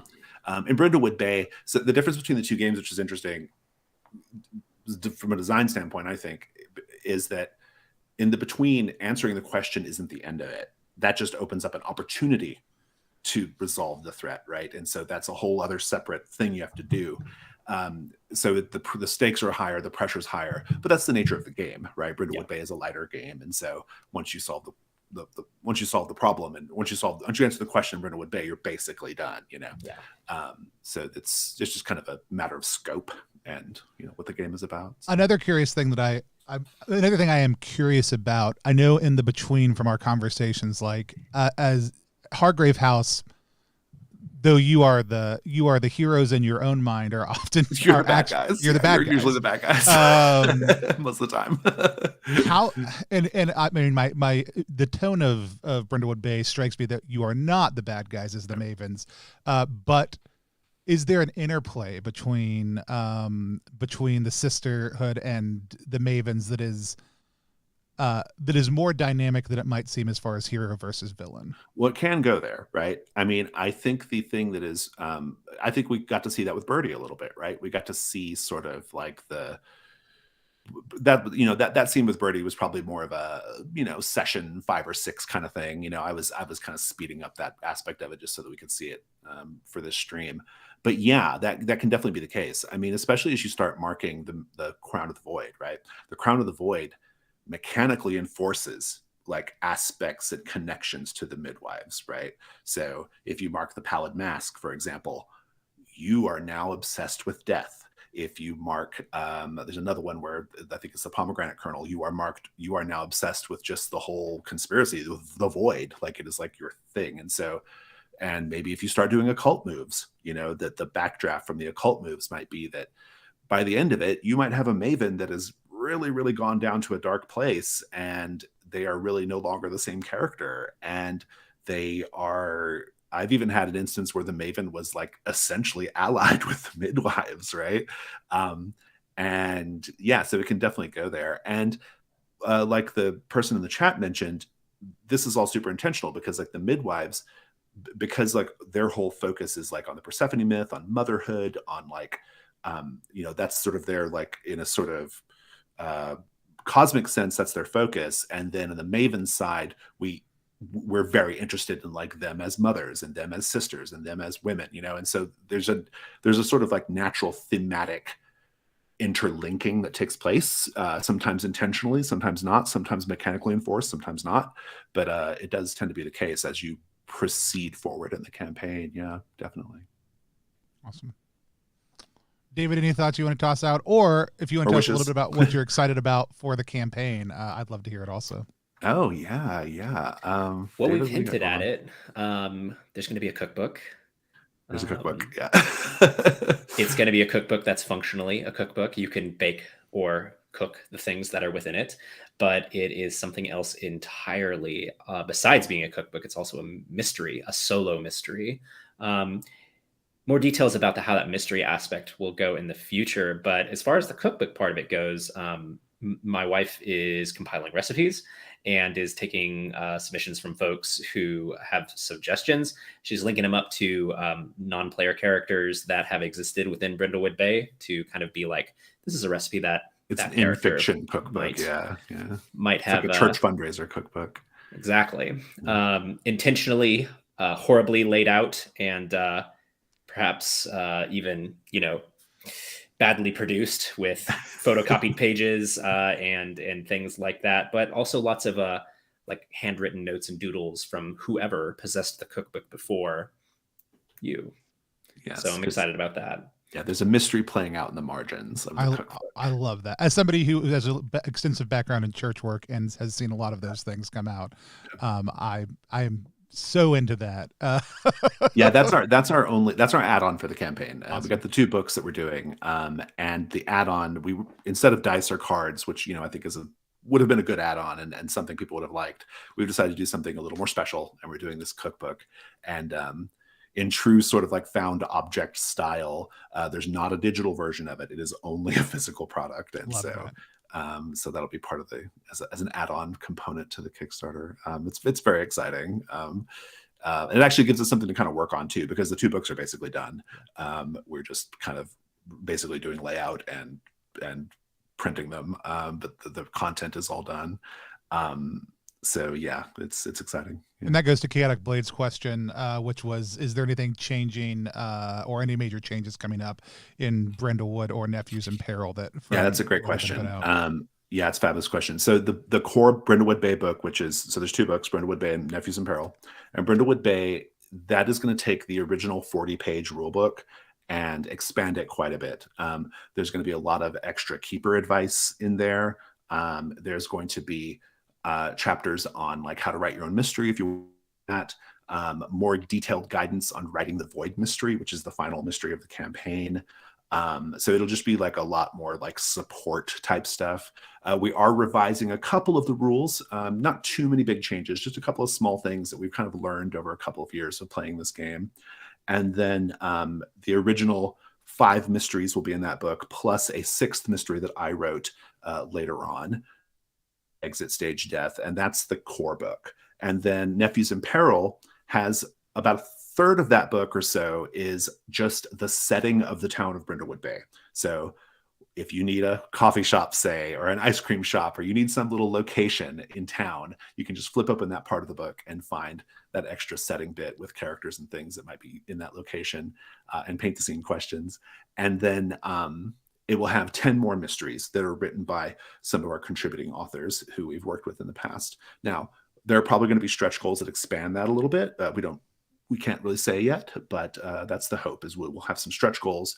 We'll have some mysteries that will get added as part of stretch goals as well. Awesome. Final thoughts from anybody? Anything anybody else wants to add in? Otherwise, we'll call it a day. I'm kind of just so happy we got to do this. It's really I am a pleasure. too. Always happy to support things the Gauntlet or Gauntlet community members are doing. If you're a Gauntlet community member who's a designer and you ever reach out to me and like, hey, I do stuff through the Gauntlet, you're going to go much higher up on my list. It's not a long list, but you'll go higher up on it than other people.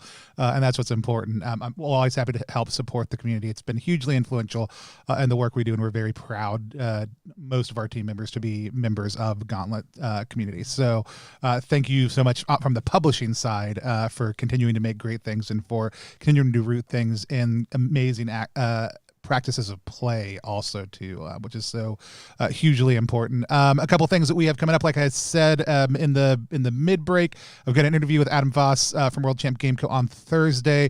That's going to be about their current Kickstarter, as well as all kinds of other things that they do as far as art, creativity, and other things like that, along with answering the question, what is the brain trust exactly? We're also in the middle of looking at the last week of Together We Jam, which was a anthology based on the narrative OSR system that is our house system for adventures and games. If you enjoy things like Trophy or other narrative things that mix narrative storytelling, tech, and classic OSR style play, go check it out at TTRPG.link/TWJam. There's a ton of phenomenal 2-page games that pull up classic old school vibes, but have incredibly beautiful narrative complexities to them. We are also playing Bastards next Saturday and a whole lot of other great things. Come back for any of that. You can catch all those videos on YouTube, but pretty much immediately after we're done with the stream, or even live because we multi-stream across all platforms. With that said, more importantly than anything else, go to TTRPG.link/brindlewoodks to get signed up for the Kickstarter campaign to get notified when it goes live. And until next time, we're just going to wave at the screen until I take us offline. Thanks everybody for coming to play. Thanks everybody who came to watch.